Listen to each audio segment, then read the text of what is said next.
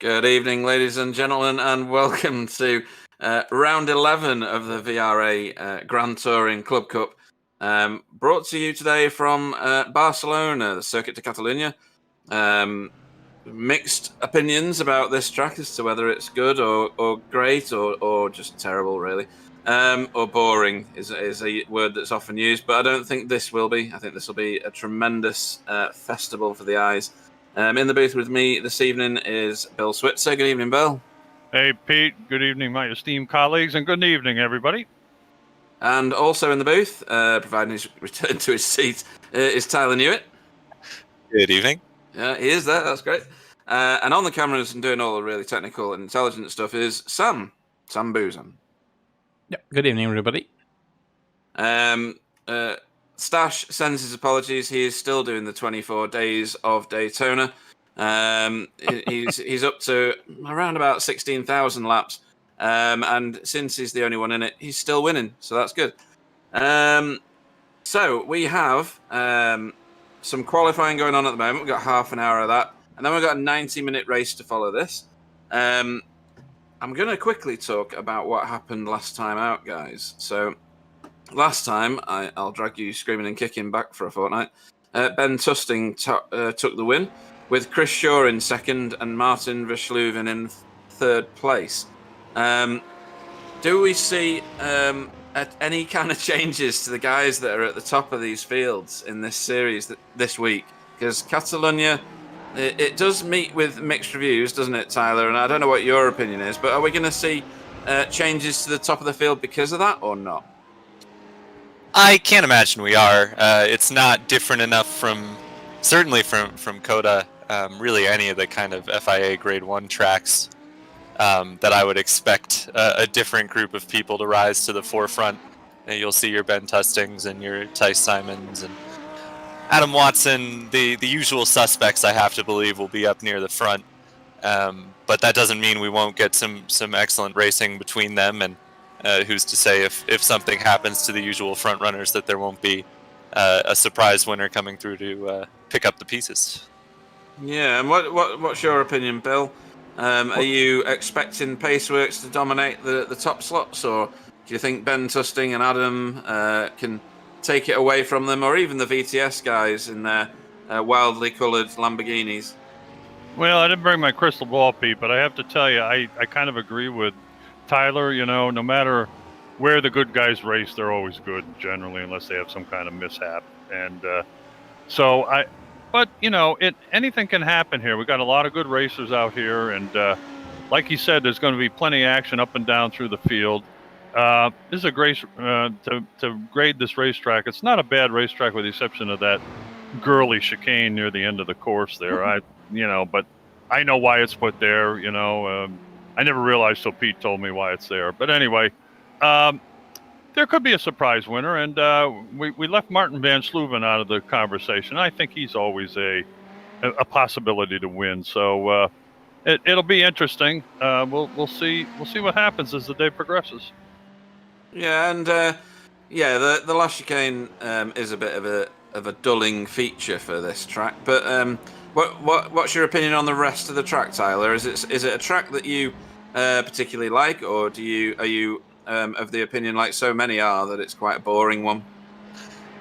For me, it's a track that on paper should be a great, fun track, but I just have never really gotten any enjoyment out of it, to be honest. I think Sector 1 can be fun, depending on the cars you're driving. I think the quicker you can go through that uphill right-hander, the more fun it is. But then you kind of get into the twiddly bits in the middle, and it just kind of loses its luster for me a little bit. I can't say it's a track I particularly look forward to coming to most of the time, but with that said, it's a track that often provides fairly decent racing. There's a number of braking zones that can provide for some overtaking opportunities, and good drivers who are well matched will put on a good show anywhere, and we've got quite a few of those in this series. Yeah, we do. And talking about that, in our pro standings, I don't know whether you've got them to share on the screen, Sam. Doesn't matter if you don't. I'm going to read through the top 5 anyway, and ask the guys if there's anybody surprising in there, but I doubt it. So your championship pro leader at the moment is Ty Simons. There's Martin Verschluven going sideways. In second place is Chris Shaw at the moment. Third is Martin Verschluven. Fourth is Marcus Bletz, and Marco Loert is in fifth. So the VTS guys are quite high up there, aren't they? As well as some of the... Is Martin Dutch's Esports? He is, isn't he? And Chris Shaw and Ty Simons. Ty Simons being Paceworks. So, I mean, nothing in that surprises me particularly. What about you guys, Bill? Are you a Ty Simons fan, or... well, you expect him to be there because he is quick, isn't he? Yeah, Ty Simon, when he shows up, he definitely has a chance to win. He's very fast. He's very, very capable. And according to the list I got on my screen, Pete, it shows Chris Shaw in first place, but I don't know why it says that. But anyway. It'll be to do with drop weeks, I think. Yeah, it could be. And Chris Shaw, he's one of those guys, and I've said this in the other series too, the guy kind of lays around like he's injured, and then all of a sudden he pops up out of nowhere, and at the end of the race he's on your tail or ahead of you, and he's just one of those kind of guys, and another capable guy. And of course the Marco and Marcus brothers there, I'll tell you, they really don't look like they're doing much, but I gotta tell you, they're darn qualified. They go fast, and I think they're out of the running, to be perfectly honest with you, by the end of the year, but they're right there knocking on the door. And of course, Van Tusting missed a couple races, otherwise he'd be up there. And of course, Jamie Wilson's always a possibility to win too. So we got quite a few in it. And who was the other guy? Adam Watson, was it, or Adam Wright? I always get those two guys confused. But anyway, we have probably 8 or 10 guys that can win this race. So it's going to be a good one. Yeah, and the VTS guys are very much an example of, if you are steady and you finish races, you make your way up the standings, and that'd be about right for those guys, wouldn't it, Tyler? That's exactly what I was going to say, Pete. I mean, I think anyone in that kind of top 5 group is there because of consistency, and not just consistency, but turning up week in, week out. Yep. There's some of the drivers a bit further down the order who have had pace on any given week, but they don't show up on any given week. So that's certainly going to cost you in the long run in the championship. And then there's guys down there as well who maybe they've missed a week and then had a bad race or two that have kind of set them back a fair bit, and they've lost their advantage of the drop round, as we see even further down the order, drivers who haven't done all that many races. So I think you're absolutely right that the key to, I think, this championship is going to be consistency. And I think Chris Shaw has been phenomenally consistent all season, and that's why he's up there compared to Ty Simons, who has been had probably the best pace out of anyone this season, but has been a bit more hit or miss on the consistency front. Yeah, definitely. And just before we do the AM class, which is on the screen, which stops me confusing people when I'm talking about not drop score weeks. So good evening to David Ayres. Apparently it's his birthday, so happy 80th. Boxy. Ty Simons for the win. Not that you've prejudged the whole thing, but never mind. Martin Brennan, good evening. Stacey, good evening. And Wayne Sanderson, good morning. There you go. Yeah. So in the AM Championship, again, some names that are very familiar to us. So in first place, Adam Wright with 2,006 points. That's a good old lead, that. Then Send Cullen is in second place. You'll remember that name from the last race. Then Jezza McClintock in third. Kevin De Winter in fourth. Now, that's one that I want to talk about because he's kind of crept his way up there, hasn't he? He's not actually...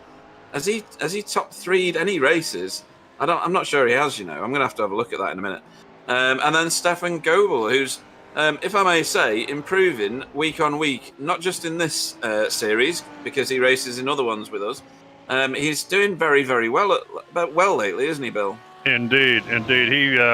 He really did a great job the other night in the GT4 race, and I have to tell you, I was a little miffed that he could drive like he could, but he was embarrassed to come in the booth. I got a kick out of that one, you know. Yeah, No. that's what he wrote, and really, not to humiliate the guy, but he did a wonderful job. I mean, he was just unbelievable, and even the other guys that were there with me were just all kinds of appreciative of the job he was doing. He did wonderfully, and as you said, he's improved immensely during the year, really has. And Tyler, Kevin De Winter, he's kind of stealthing his way up the table, isn't he? Yeah, it's the same story as the pro class, isn't it? The guys who show up every week and put in solid, if not to be rude to Kevin here, but let's just be honest, unremarkable finishes. I mean, as you said, you can't even think back to if he was in the top 3 for any of these races. But he puts in the work and he puts in, good results, even if they're not flashy. Like we've seen the 3 drivers in front of him all win AM class races this season. It's what you have to do to get your name towards the top of the standings, and he's done that. Yeah, and from there he's got a bit of a mountain to climb to even catch the next one, because it's 200 points nearly, or 160 points. But at least he's in with a fight of it. Who knows? The top 4 in any of these races could wipe each other out. So yeah, and then team standings. Do we have the team standings around, Sam? Or is it? Yeah. Oh, awesome. I will wait for the screen to change. It's just professional. What a guy. So VTS Germany Black are on top. That consistency shows through. So a good team position there for VTS Germany Black. Dutchies Esports in second. That's the Martin Verschluben gang. Team Chimera in third, which is the Ben Tusting, Jamie Wilson crew. And then some guys, I don't know who these guys are. BSTV Esports, don't know them.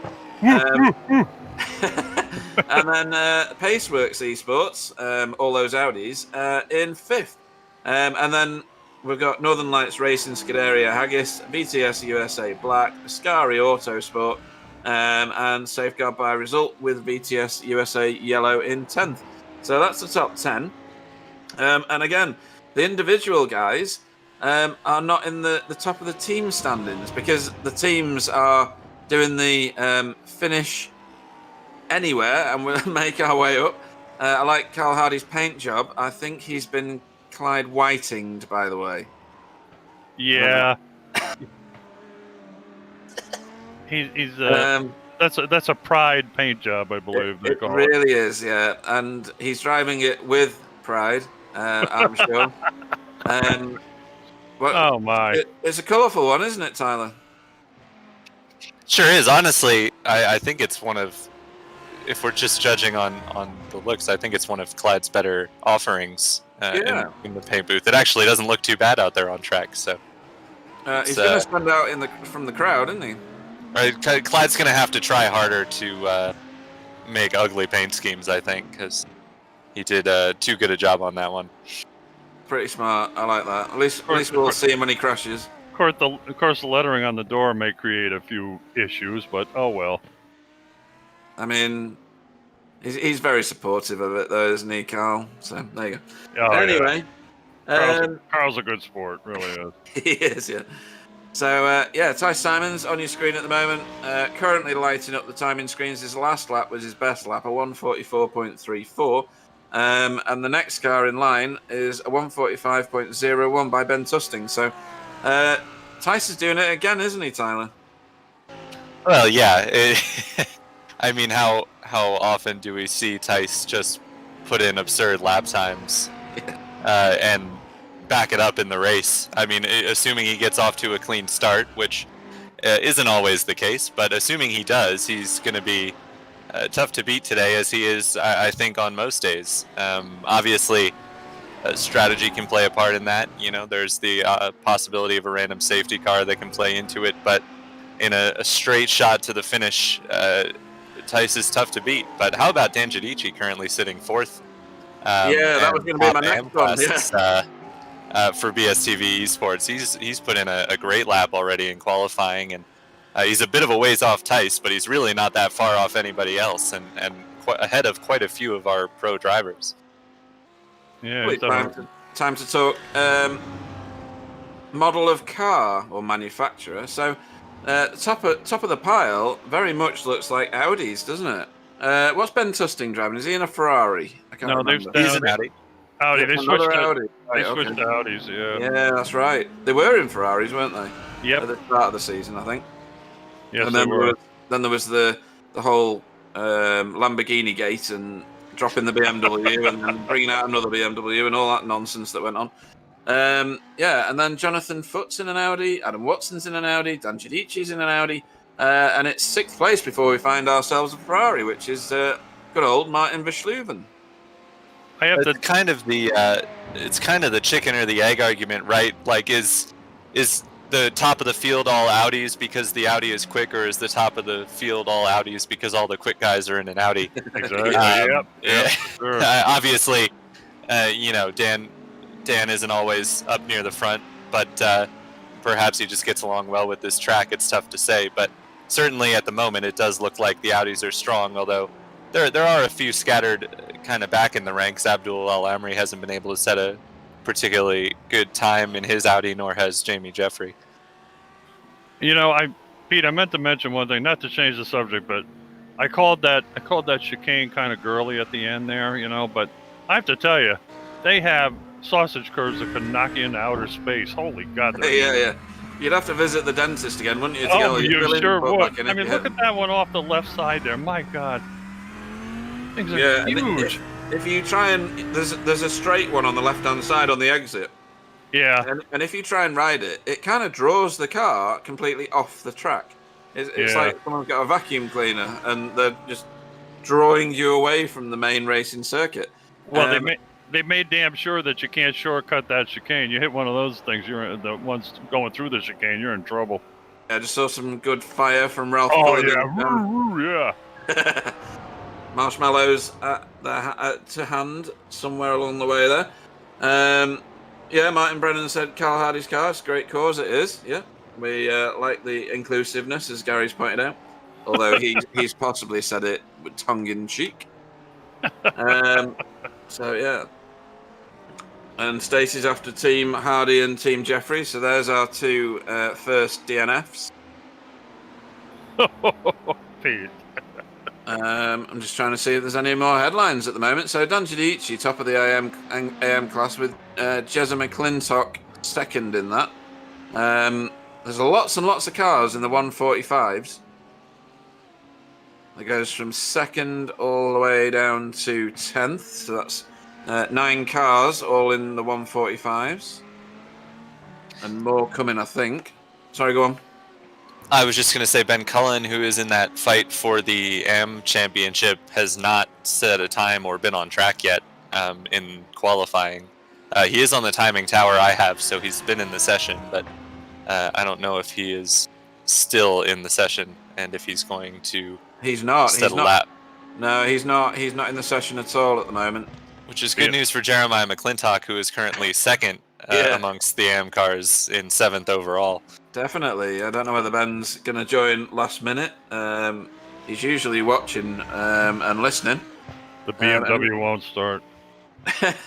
And like Tyler said, he's been in the session. He's done some laps. He's just not qualifying the car, maybe. But why would he be out of the session? That makes me worry. Here's the beautifully fasciated BMW. Not the most hideous car in the world at all. Pretty darn close. Yeah, I like the way that Result have desperately tried to cover up the front of it. They've done a pretty good job, considering. They have, yeah. It just looks a bit like the slow kid at school, doesn't it? It's like, no, what? A bit dorky. The number still didn't line up with the box, but there you go. I don't think we need another discussion on how beautiful the BMW is, do we, Tyler? No, I think we've beaten that subject to death like the BMW was beaten over the head with the ugly stick. So I think it's been well covered and probably doesn't need any more coverage from us or anybody else. No, definitely. There's AAA about to head out onto a hot lap. Should we ride it with him? Can we get in the car with it? There we go. So turn 1, usually second gear. I don't know what he'll do in this one. Yep, second gear. Hold the revs around this corner. Don't floor it just yet, because the back end will want to kick out, and it did a bit there, didn't it, Tyler? Yeah, that was a bit not out of control, but on the limits of control for Abdul. But he kept it under him. I doubt this is going to be a super quick lap, because that didn't look necessarily like the best line through the first few corners. And he might be on his first couple of laps, and you got to get some heat into the tyres in these cars. So that was Sayat, that corner, I think it was. Can't remember what they're all called now. I kind of like this section coming up. I like this uphill thing. That's kind of cool. I like that. Yeah, there's a good flow to this bit. He was a bit wild going through there as well, the back end stepping out. Yeah, you think you can go faster through that first section than you actually can. Yeah, he might be feeling his way around. That was camps at that point, and then we head down to the very, very sharp hairpin down the bottom here. Yeah, he has actually set personal best Sector 1s and Sector 2s, so this could potentially be a solid lap for Abdul, but that's a bit wide, but he pulls it back in. Yeah, late apex there at Sadabel. Here comes the Doi section. Doi! Stays well clear of the sausage curbs there. Yeah, and here as well. It's quite a nice line he's got through the he did pretty well getting through there, yeah. Yeah, safe, but not unreasonably slow. No, it was good. Let's see where he ends up. He's going to cross the line eventually. Finish halfway down. He did. He's done all right there. 12th, 146.1. Yeah, it was a good lap. A very safe lap. Hopefully, with the heat in the tyres, he'll get better control going through the first few corners, because you can make up a huge amount of time, can't you, on the first sector of this lap? You sure can. I mean, it's there's no one line through that corner he's just gone through. There's a lot of different lines, and it's really dependent on which car you're driving and how it's set up as to whether it's better for you to get good speed off or to try and carry as much through the middle of the corner as possible if you've got the grip to hang on to it on the exit of the corner. But just looking at his sector times now, and I think, if I'm not mistaken, that was another quick Sector 1 time by a couple of tenths. So he's still pushing. Ooh, that's a lot of curb there, though. It was. I don't know whether these curbs do any underfloor damage, but if they were going to do, then he's probably got some after that one. Although it was tyres, wasn't it, rather than the centre of the car. Oh, wait, if you look on that side, the right front is absolutely caved in. And that'll be from going over that sausage curb. Let's see if we can get a shot there, look. Oh, yeah. Yep, absolutely mullered. Oh! I didn't see it, but I trust you, Pete. And he did set a non-personal best Sector 2 time, so that definitely cost him. We'll see if he's able to improve with a Sector 3. But certainly, there on exit as well. A bit of rodeo to finish off the lap here. I don't know how much fuel he'll have on board, but he'll be going again probably. He's got time to make up. Yeah, he was a couple of seconds off of his best lap that time through. He's got work to do then. All the top guys are still out on track. They're all trying to improve on their time. Ooh, that's or they're on the side of the track. Yeah. He was using the outer loop that time, looked like. Yeah, here's Ben Tusting parking it now, looking at that line through the start-finish. He's the only driver who's managed to get within a half second of Tice Simons. I mean, he's pushing hard, and that last lap was only a tenth off of that, but still not finding the speed that Tice Simons has been able to pull together for his qualifying lap. No, and we often see that as well, don't we? Tice Simon putting in these amazing quali laps, like you said before. He does some questionable race performances, depending on where he gets hit to or disappears off track. One was a self-inflicted one once upon a time, wasn't it? So. Yeah, well. So, all the top four still on track at the moment. Uh-oh, that wasn't good. Whoa. That's not going to be a... Yeah, he's giving that one. He's giving that one up. He knew that was done. I think we're going to see quite a bit of damage from these curbs, you know. There's a lot of people going very, very close to them or riding them like that. Yo! Yeah, you know, you get coming down the first couple laps 2 or 3 cars side by side going through that chicane ought to be interesting. Well, I think you'll end up with a lot of spares. You're gonna look like a pogo stick match or something, you know? Yeah.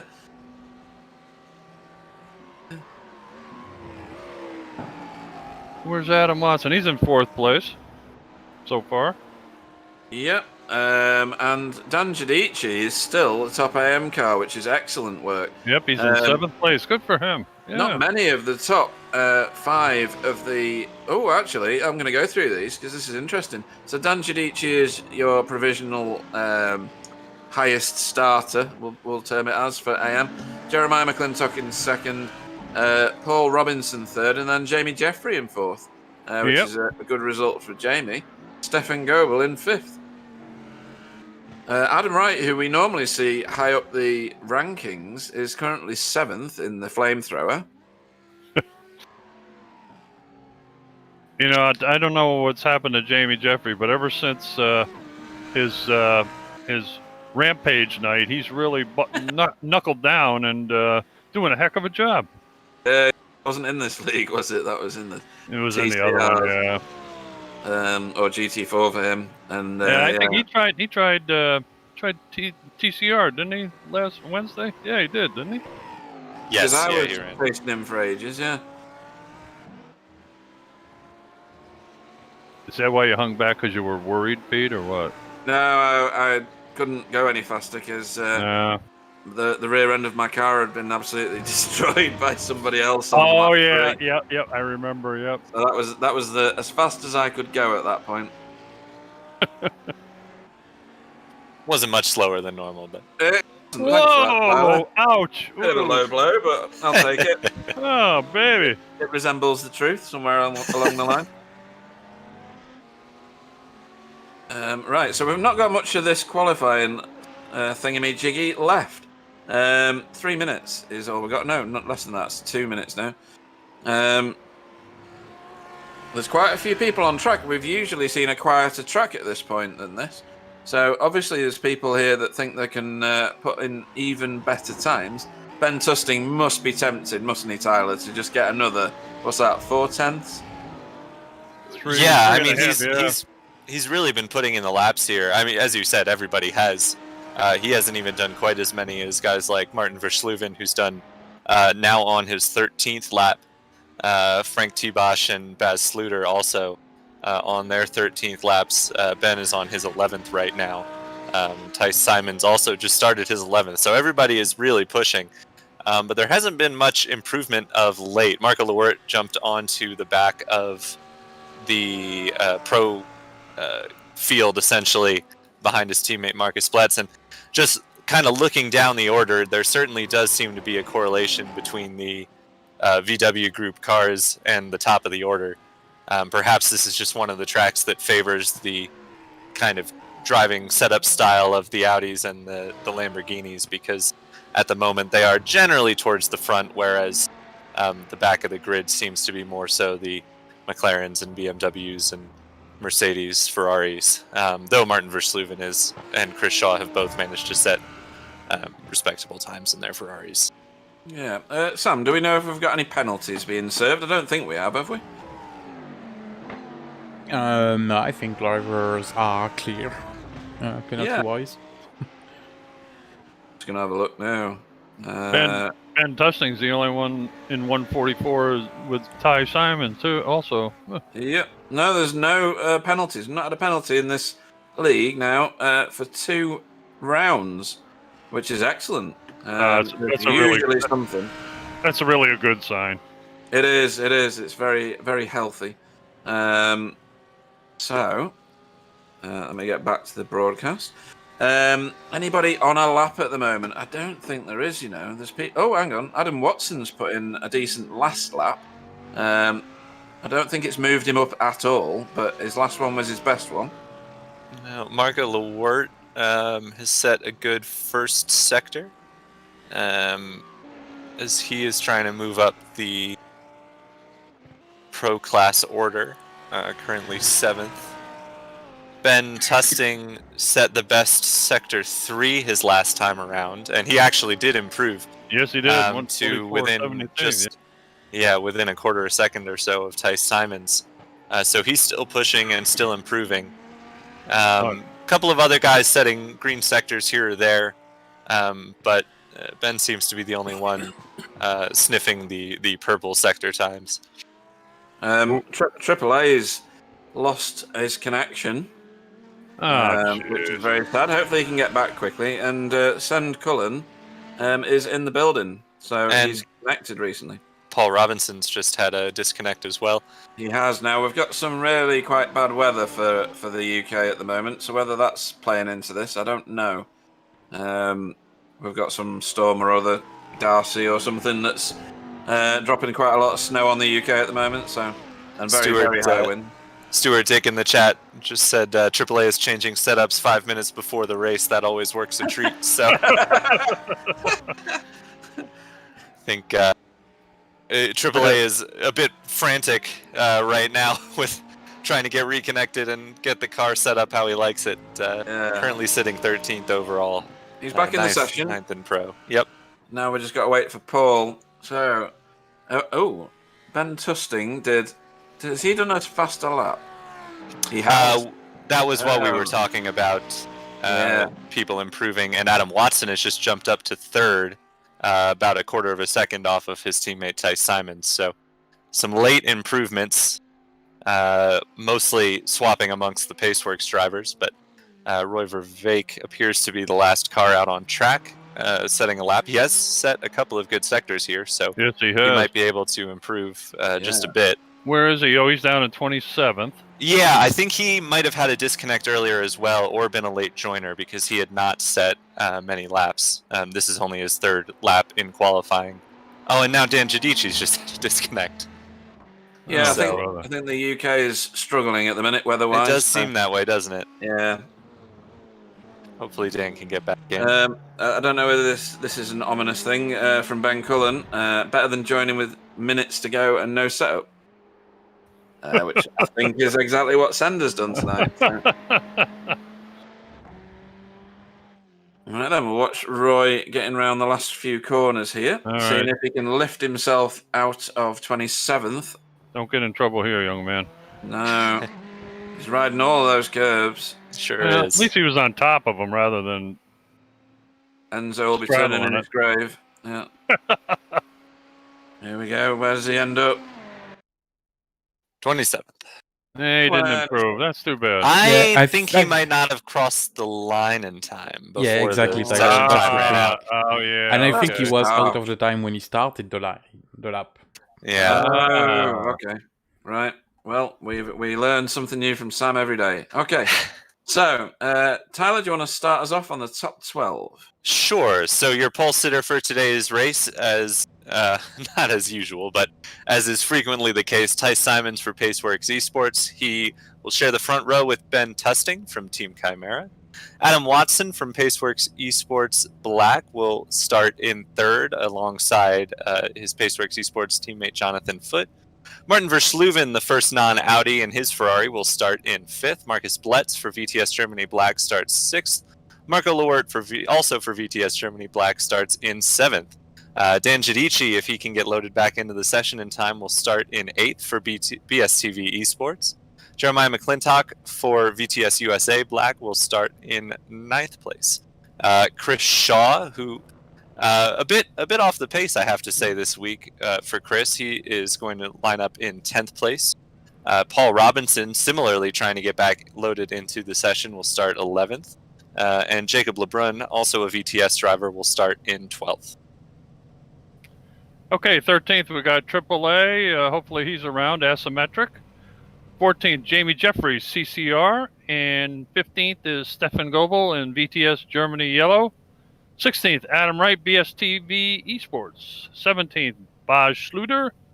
I can't read what that says. Something kind of gaming. I can't see what that says. Sorry. Frank T. Bosch, Results Bureau in 18th. Carl Hardy in the wonderfully painted Result Headwear machine in 19th. Simon Chester, 20th, Northern Light Racing.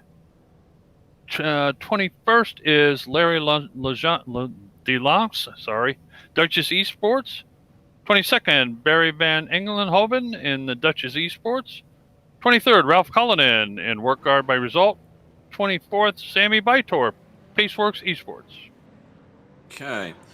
21st. Oh, no, we've done 21st. Where were you up to? Sammy Bytorp. So, Yep. 25th, John Redwine. 26th, Charles Kellyman.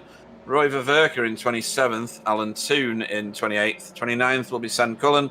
30th will be Anthony Jacobson. And Mark Heron is in 31st. Dan Giudici not yet reconnected. Paul Robinson also did not make the grid. AAA did make the start. Yep. So Paul's been dropped again by his internet, I'm guessing. So we roll around. It's not much of a rolling start here. They're already in that last chicane, about to go green. Oh, Tice is gone. He's gone. Yeah. He's moving. He saw that Ben Tusting was lagging back at the start there, and he just went for it. And it benefited his teammate Adam Watson as well, who gets the jump for second place, and the field is massively spread out as they head down into turn And one. Ben Tusting didn't like that. Look at them storming in there. Bit of a defensive line there from Adam. Yeah. Here comes the VTS asymmetric train. That was Jacob LeBrun and AAA going at it. There is Jamie Jeffrey trying to make a move on Stefan Goebbels with Adam Wright in behind him for BSTV Esports. Here is Chris Shaw trying to make up places. He's already up one from his starting position. Looking now to get by Jeremiah McClintock and get onto the back of the pro field, and he does so. That was a nice he's made move. that stick good and proper. That was a nice move. I am showing Dan is now in the session, as is Paul Robinson. Neither is out on track yet, though. So That's a shame. Wow. Yeah, it is. Especially Dan. He qualified really well today. Too bad. He did. It's very disappointing, that, isn't it? he was the top AM class qualifier, so it's a real shame for him to not make the start. And he's probably going to start a lap down, which pretty much ends his day before it begins, even if there is a safety car. Oh, that's... Oh, no. That's getting ugly back here now. And that's just this... Sorry, that's just the product of this track, I think. You get these kind of tight packs at the beginning of the race, and things get all checked up in the slow corners, and you just get the accordion effect there. And we saw it with Jamie Jeffrey and Adam Wright, and one of the Dutchies cars, I believe, in behind them. That was Baz Sluter. Yeah. So Baz was a ways back, but Adam just got checked up by Jamie, and Baz didn't expect it, basically. So that's a product of this close racing at the start here. How Carl Hardy missed that one is beyond me. Wow, I tell you, he zipped to the outside and barely made it through. Chris Shaw continues his assault on the top positions, though. He's picked up another 2, I think. Yeah, you get the feeling that Chris qualified a bit out of position, that he didn't really set a representative time in qualifying, because he's now all the way up to 7th place, and not too far behind Marco Lewert for 6th. I think Chris Shaw likes the challenge of coming up through cars. I don't know what.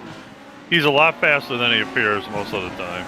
Yeah, I don't think this is one of the instances that he did it on purpose, because I'm kidding. When you're leading the championship, I think you want to, of course, kind of maintain any advantage you can. As we see Adam Wright working his way back forward now on, I believe that's Larry DeLang. It is another Dutchies driver.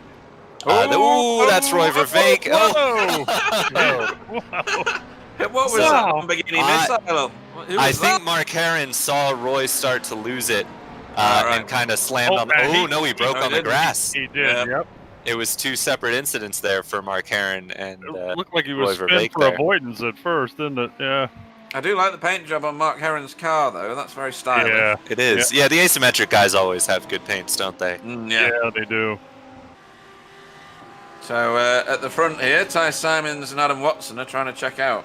And they have done so pretty effectively. They've been able to drop Ben Tusting, who started in... Well, he technically started in 2nd. There is Dan Giudici.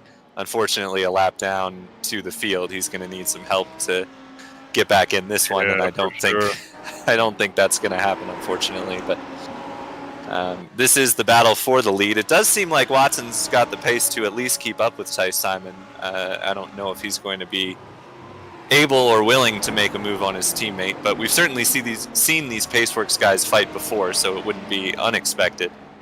Here we see Carl Hardy in line behind Ralph Cullinan, with Barry van Englenhoven trying to work his way forward in the Dutchie's car.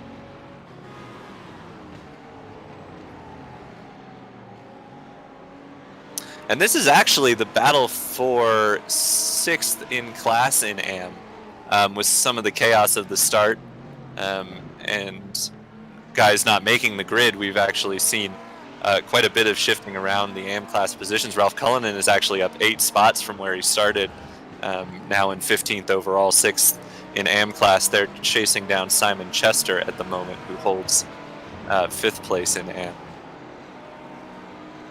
Simon Chester's also up 6 places as well.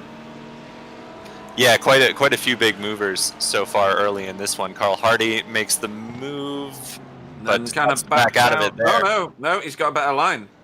Yeah, I think Ralph Cullinan thought Carl was going to stick to the inside, and when he backed out, Ralph had already committed to kind of giving Carl the inside line there. So it worked out in the end for Carl, but a bit of a awkward maneuver there between the two of them that probably cost them more time than they needed to. Yeah. Adam's caught the back of Tice now. I don't know whether there's any team orders there, but I'd expect Adam to sit there for a while. What do you think? Yeah, that's kind of what I was wondering out loud before. We've seen the Paceworks guys battle it before, and certainly if they think they can get further ahead of Ben Tusting with Adam in front, I imagine they do it. But at the moment, I feel like they're probably pretty content to ride where they are. I know it is. Chris Shaw is hot and heavy on the back of Marco Lewert's car as well. Yeah, he's closing in quickly now, isn't he? Yes, he is. Those two have dropped quite a bit, though, from the top 5. They're almost 3 seconds now behind Martin Verschluven. So clearly a kind of a gap in the pace between the top 5 in Pro and the rest of the field, it seems. I don't know if you noticed Adam Watson that time going up the hill there. He kind of dropped the rear wheel off, got a little squirrely, and he lost a little bit of space behind Ty Simon. He did, yeah. It doesn't take much, does it? When you're at the pointy end of these fields, the guys in front. Oh, hang on. Uh-oh. Frank T-Bosh around. It is. That's an over-rotation, that, I think, isn't it? That's Ben Cullen. There's Sen. Yeah. Oh, yeah, he was spun in front of Ben. Looked to be Sen. on his own. Yeah. Frank got scared when he saw Sen coming. Just over-rotated, I think. Yeah. Carried a bit too much speed and tried to pull it back so he didn't go over the curb, I think. Just a product of that corner, really, because you don't want to risk the bottom of your car going over that sausage curb. No. So better, honestly, probably better to spin and lose the time now than risk damaging your car for the rest of the race. Yep, I'd agree with that.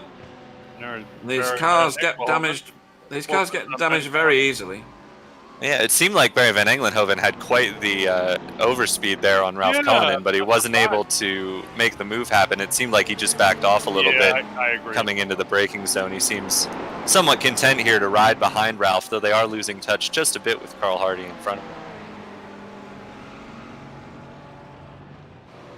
Behind them, we got John Redwine and Sammy Bytorp and the rare Mercedes that we see these days on the course. Yeah, the Mercedes have not got it here, have they? Sammy and Simon. Oh, hang on. What was that one around? That's not the normal line. That's Barry van Englenhoven. I thought it wasn't it Ralph Cullinan that went around?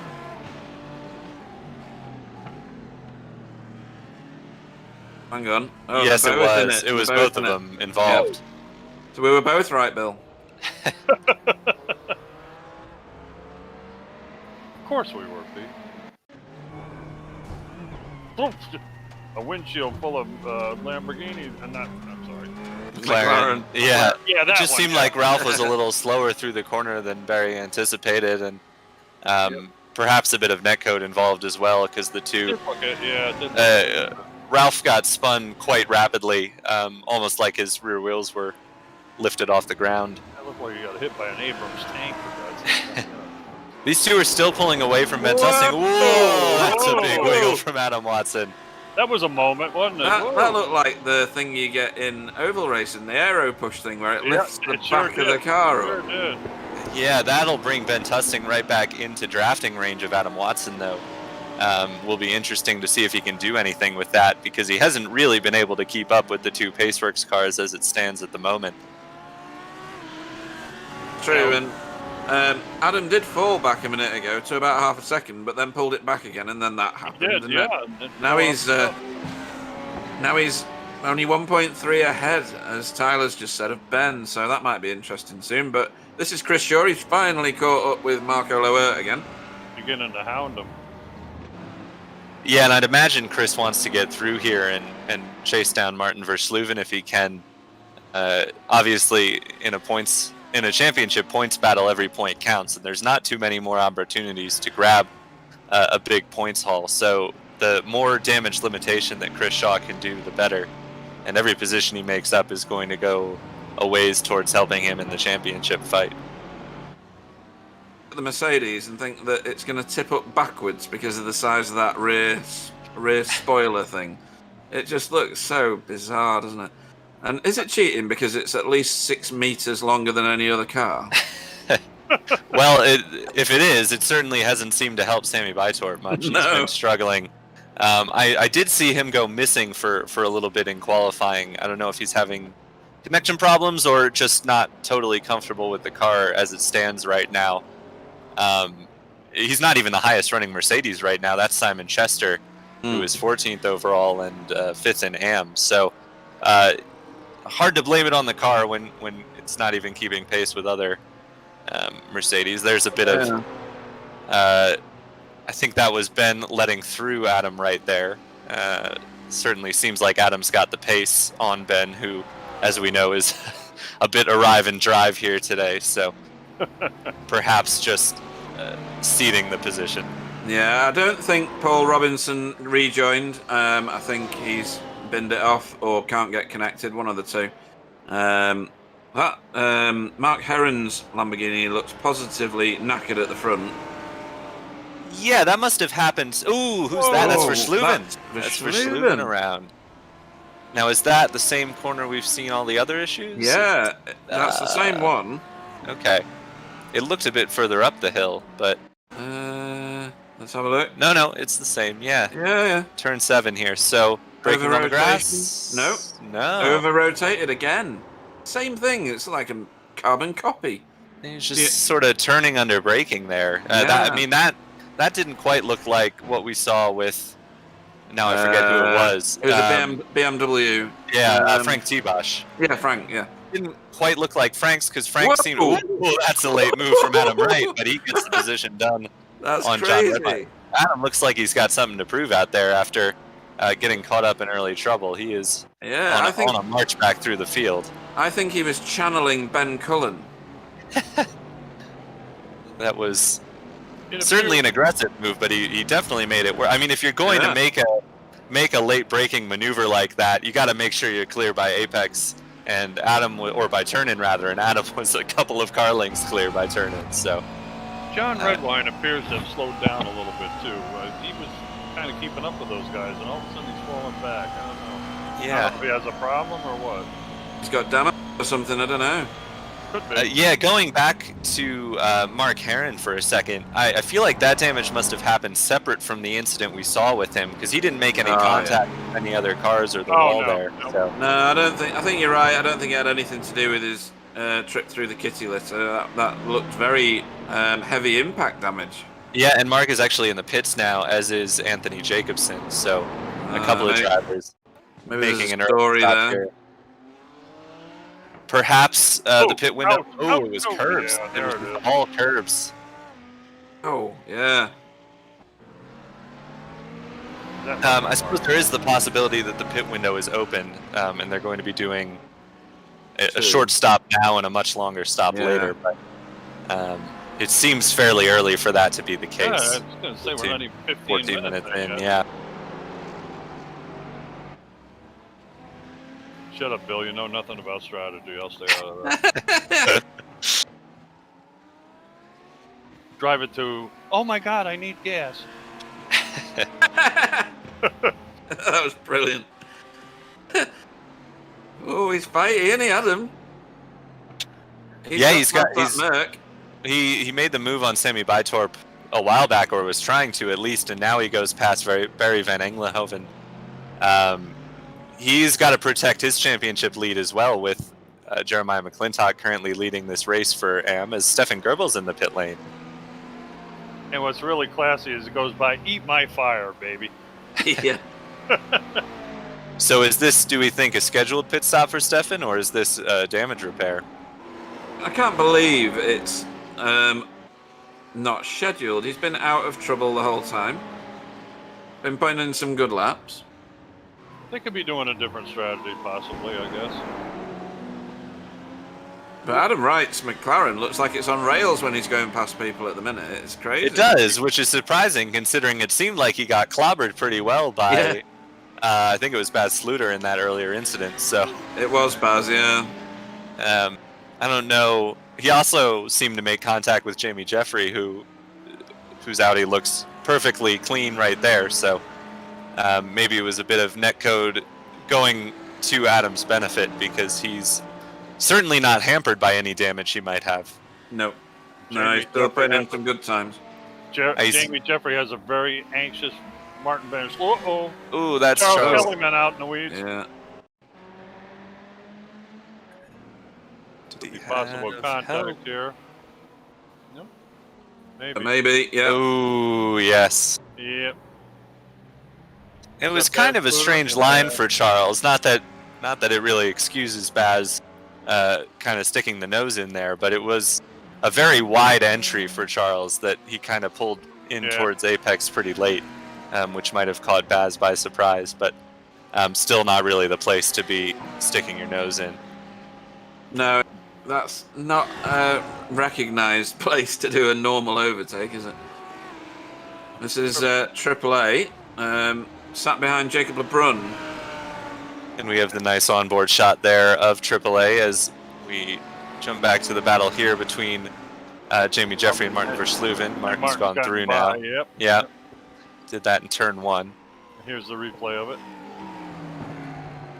Good pass. Yeah, that's not really Jamie's fight, is it? He's currently holding an AM class podium, so his battle is really with the other AM drivers, who the next nearest competitor is Simon Chester, some 5 seconds back of Jamie. So he's in a pretty comfortable position right now behind the 2 VTS cars on the AM class podium.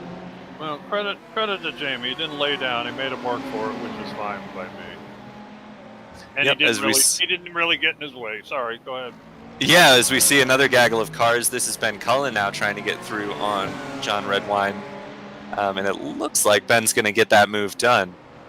He kind of feigned as if he was going to send it in the previous corner, and I think that scared John a bit because he ran out wide and allowed Ben to get the run on exit into turn number 7. So a solid move there by Ben, and he continues to move forward. He's now up 11 spots from his starting position, since we know he didn't set a qualifying time, up to 18th overall and 8th in AM. John Redwine, I don't know whether he's got problems or not, but everybody seems to be outbraking him at the moment. Yeah, that's what I was saying. He was doing okay for a while, and all of a sudden he's kind of slowed down, so I don't know what's going on. I do wonder if he made up some positions from the kind of early chaos we saw with Adam Wright and Baz Sluter, and he's just kind of falling back to where he would be. It doesn't look like the car's damaged at all, and I wonder if he's just a little bit uncomfortable with the car at the moment, because that tends to be the case when you're being outbroken by everybody else. It's just you're not, whether it's the setup or your driver assist settings, he just doesn't seem as confident on the brakes as the drivers around him, and it's costing him positions. So this is Stefan working his way back through the field now, trying to get by Baz Sluter. I still haven't been able to figure out if this was a strategy move or not for Stefan, having already made his pit stop. But It appears as though Marcus Bletz's teammate made a pit stop a couple laps later, so perhaps the VTS guys have this strategy in the back of their head for, if needed, with an early first pit stop and a long second stop. So we'll have to see how it shakes out for everybody, but at the moment it looks to have been a scheduled stop for Stefan Goebbels, and he's working his way back forward. Yeah, I mean, with a race of this length, you can have multiple strategies. It's just, what's the best way? You know, a lot of people say running the tank till it's dry and getting the fast laps with no weight is the right way to go, but sometimes it can be as simple as getting in and out of the pits when there's no traffic in there. That's exactly what it is. In my opinion, and in my experience, the best strategy is not having a strategy going, is not having, that's Krishan around. He's going to lose some spots here as McClintock goes by. I expect LeBrun is going to go by as well. Was that all by himself? Looks it. So he's still chasing down Marco Lewert at this point. He's going to loop it. Carried too much speed. Weird. He was doing really well. He was sounding his way back through. He had, and that's demoted him to 8th place in Pro, 10th overall behind Verschluven and AAA. And you'd have to imagine he'll be behind Marcus Bletz once the pit cycle's around as well. So just to get back to the point I was making as we see AAA working on Jacob LeBrun, it's not a matter of having one set strategy and just saying this is what I'm going to do. In races like these, you have to be ready to pit at any point if the situation suits you. So say you're AAA and you just can't get by Jacob LeBrun. It's often better to take your short pit stop now, jump Jacob, and probably jump Jeremiah McClintock as well. Essentially get yourself in front of the AM drivers, set your quick laps on the next stint, and hope that when you take your longer second pit stop that you've done enough to get yourself in front of the AM drivers. So I find, especially with these VRA GTCC races, it's very situationally dependent on when you make your pit stops. So honestly, I'm a bit surprised to have seen Marcus Bletz in early, because he was not really in that battle with Chris Shaw and Marco Lewert, but given Chris Shaw's troubles, it could work out for him in the long run. Yeah, he might have looked into that. You never know, because it was a very, very early stop. I can't work out how you would race for another hour and a quarter with the fuel tanks that these guys have got at the moment. Sami Baitorp, however, is having a great time at the moment. He's about to put a move on Barry. He's definitely going for it. Definitely got the preferred line. Yep, well done, Sammy.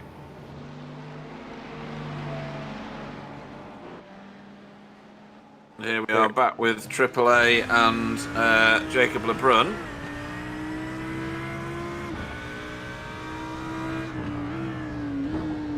Jezza McClintock must be, he's 5 seconds ahead of these guys, so bit of a big gap ahead of this, isn't there, Tyler? Yeah, to be honest, that strategy I threw out there for AAA might be what he wants to do. Hopefully he's got a good sense of his pit window and knows when he can make a first pit stop, because I think, that was a lunge from Martin Verschluven, but he gets the move done as he works his way back through the field. I don't think it would be a bad idea at all for AAA to make a pit stop now and try and jump the two VTS AM class cars, unless he thinks that he doesn't have the pace and he's just kind of being towed along by Jacob LeBrun right now, in which case, by all means sit and stay in the tow. But if ever there was a time to make an early pit stop, I would think it would be fairly soon for AAA. Yeah, he's got Martin Verschluven's tow down the start-finish straight, which has got to be tempting for him to stay in, if he can keep up with him, because Martin Verschluven's very quick round here, apparently. Yeah, if it weren't for that little mistake in turn 7, which we've seen other drivers do at this point, Martin would still be up, I think, for sure in the top 5. I don't know that he had the pace to match any of the Paceworks guys, or Ben Tusting for that matter, but he was certainly keeping clear of the VTS drivers and Chris Shaw, who were in behind him. So definitely now just a case of trying to make up whatever ground you can and get back as high up as you can. And he's got plenty of time to do it with more than an hour here to go. So have Ty Simon and Adam Watson gone home, or are they still racing today? Do we know? They're still racing, and I'm pretty sure they're still pushing pretty hard because Ben okay. Tusting has been keeping them honest. He's been losing time in the long run, but not really all that much. He finds himself about 3.5 seconds back of Ty Simons and about 1.5 seconds off the back of Adam Watson. Yeah, so still... He's not very far back. Yeah, still potentially in drafting distance of Adam Watson there. You can see them both on the screen. But I'm not sure that he has the raw pace to fight for this without some help with a safety car. Sam's put up a little chart, a long bar chart showing the difference in time in the laps between 9 and 14. Yeah, you can see Adam Watson had a bad lap in there, but was able to stretch it back out pretty quickly on Ben. Certainly has. It just kind of seems like everyone towards the front is maybe biding their time just a little bit. Their last lap times were all within a tenth and a bit of each other. Tice was the quickest. He opened up about 1/10 second over his teammate. But here is AAA on LeBrun. So he's got that move done and now can set off in chase of Martin Versluven and hoping to get by Jeremiah McClintock as well. Yeah, and just behind these guys is Chris Shaw making his way back through again. Yep. So this is going to get busy when those 3 cars get back on the same bit of tarmac. And somebody who's quite high up in the standings, and we've not put a camera on him once yet, which is unbelievable, is Jonathan Foote. He's in 4th place at the minute, and he's in a gap of nothing. There's nobody near him. Yay, there he is. Nobody near him in front, 7 seconds. Nobody near him behind, nearly 10 seconds. He's just knocking laps off. He doesn't quite seem to have the pace of his Paceworks teammates. No, that's fair. His last lap was about 1 1/10 off of the other two, maybe 1 1/4 even. And his best lap is about not quite 0.5 second off Ty Simons. So I think he's just riding around at the moment, kind of comfortable to be logging laps. I think he might have had to be worried about Martin Versluven if he hadn't had his issues, but instead Martin Versluven is in this gaggle. Oh, that's Stefan Goebbels and Larry DeLange, actually. But Martin Versluven is kind of in a gaggle of cars all on recovery drives, so I don't think is going to be too much trouble to Foote for the remainder of this race. No, true. And Stefan Goebbels is making his way back through after his pit stop. Oh, dear. What's going on there? Wow.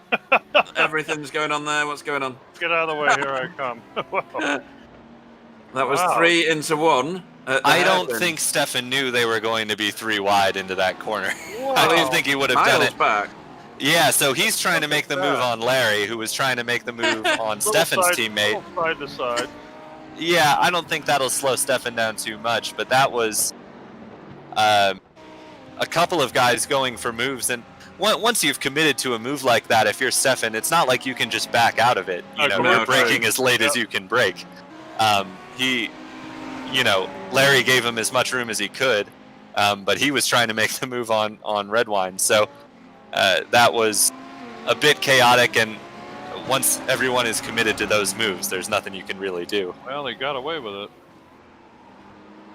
Yeah, like you said, if he had changed, his pace, possibly could have been an accident, really. So right, and if Stefan lets off the brakes there to try and sail through and not make contact, you had one of the result BMWs parked right in front of him. Yep, so that's right. He could very easily have sailed past the 2 drivers he was next to and slammed into the result car. So that's right.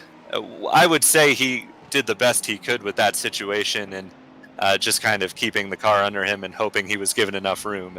And he was, obviously with a little bit of side-to-side contact, but that's somewhat unavoidable, I think. And there's Chris Shaw behind, is it Jacob LeBrun? Yep. Oh, no, I got it right. He got quite a lot of wheel spin out of that chicane as well. So this is Roy Verkerus. Is he caught Ben Cullen? He has, hasn't he? Yes, and I think we will have to fire Bill because to get one name correct. Yeah, which is he's not. unbelievable. He's not maintaining the standard, is he? Oh God, not He that. now has to look down at the standard. That's not good. We have Bill here to give us something to laugh about with names. So if he's not doing that, I don't see a reason to keep him in the booth. But Carl Hardy really getting desperate to get past Simon Chester now. yeah, he is all over the back of him. But Mercedes just seems to have a little bit of an advantage in the straight line as we see Chris Shaw really working Whoa. Jacob Lebrun there, and he can't quite get the move done, but he can see AAA and Martin Versluven slipping away up the road, and he knows he's got to do something soon. Yeah, and every time he gets into the corner right on his tail, he gets a bag full of wheel spin coming out of the turn. The Lamborghini seems to launch quite well. Well, considering that Chris has already had a spin, it's very possible the tires under him are not the best. And certainly he's going to be working them as hard as he can, trying to get back through the field, which these cars don't take too well to overheating your tires. So it's a tough balance, and Chris Shaw is doing the best he can, but he really does need to get by Jacob Lebrun as soon as possible.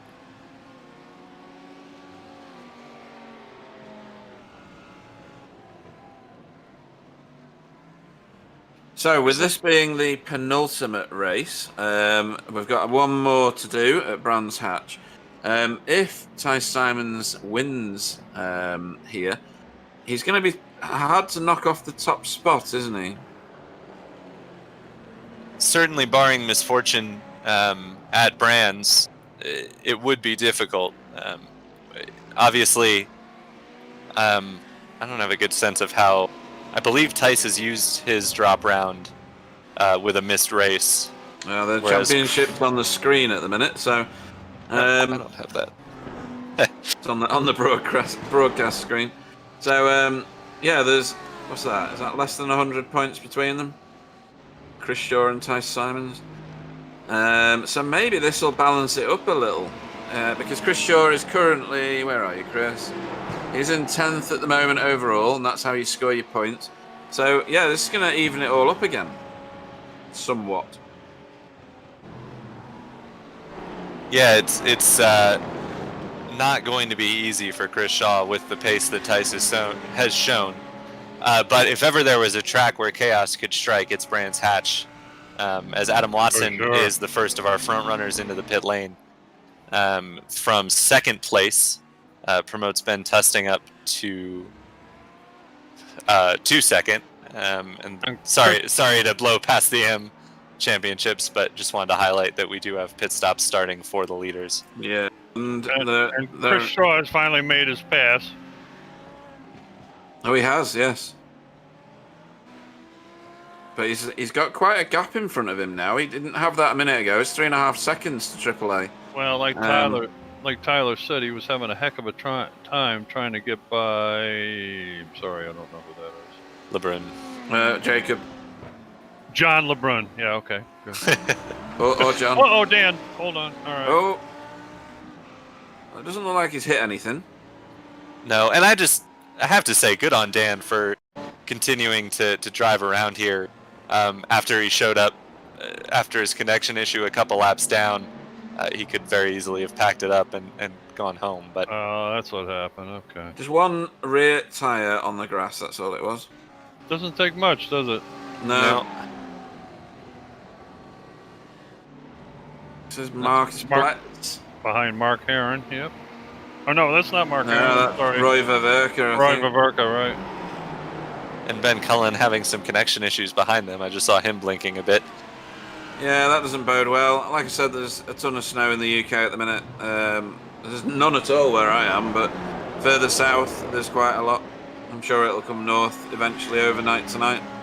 So looking at the two drivers essentially who have stopped from the pro class, Adam Watson and Marcus Bletz. Marcus finds himself some 25 seconds behind Adam Watson, which, to be honest, I don't think is totally unrealistic from where he would have been on track. If you look at Marco Lewert, he's about 28 seconds off of the race leader. Now, Marcus's stop would have been shorter, but ooh, that was Simon Chester.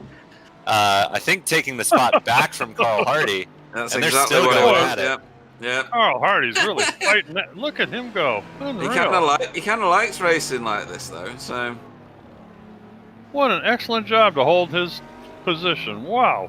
That was stellar racing from both of them, to be It honest. certainly was. A solid Certainly defense was. put up by Simon Chester, and now Adam Wright look smells who's blood here. in the water. Yeah. He's leaving nothing behind. Look at it. He's Every inch pushing. of that track. Yeah, that's for sure. I bet he got an incident point on that exit. He won't be that bothered. Don't go too wide. I always get worried when people go towards that green that's stuff. a tough place, yeah. It's got no adhesion whatsoever, that little bit of green stuff on the outside.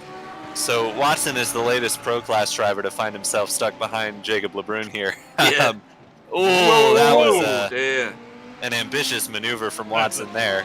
was. He doesn't get the move done. That could have been So bad. he knows that every second he loses in behind Jacob is going to cost him not only to the leader, Ty Simons, but to Ben Tusting as well. So he's fighting to kind of maintain position here and hopefully hold second when the pit stops cycle around. But at the moment, he's got to be losing time here in behind Jacob. He's coming. On the brakes. Ooh, and then Whoa, checked almost. him as well. Almost. And then got himself a one And rides the curb, yeah. Yeah, Not the tidiest of maneuvers, but he got it done. he did. Interestingly, he's pitted, but Ty Simons and Jonathan Foote haven't. Yeah, maybe just trying something different, going for an alternative strategy, or perhaps he had some damage that we couldn't see, some floor damage, and wanted to take his Ooh. fast repair. Whoa, there's another spin for Mike boom. Aaron. Oh dear, that's expensive. That left a mark. Yeah, I think Mark might be done for the day after that one, as he'd already been in some trouble earlier in the race. Yeah, he went over some curbs and it destroyed the front of the car. Yeah. So this is Adam and Simon now. Adam still not able to get by Simon. We've seen the Mercedes seems to be pretty solid on the straight line, so might be a bit tough for Adam to make a move stick, but certainly it does seem that he's got the pace to get by Simon and perhaps Carl as well.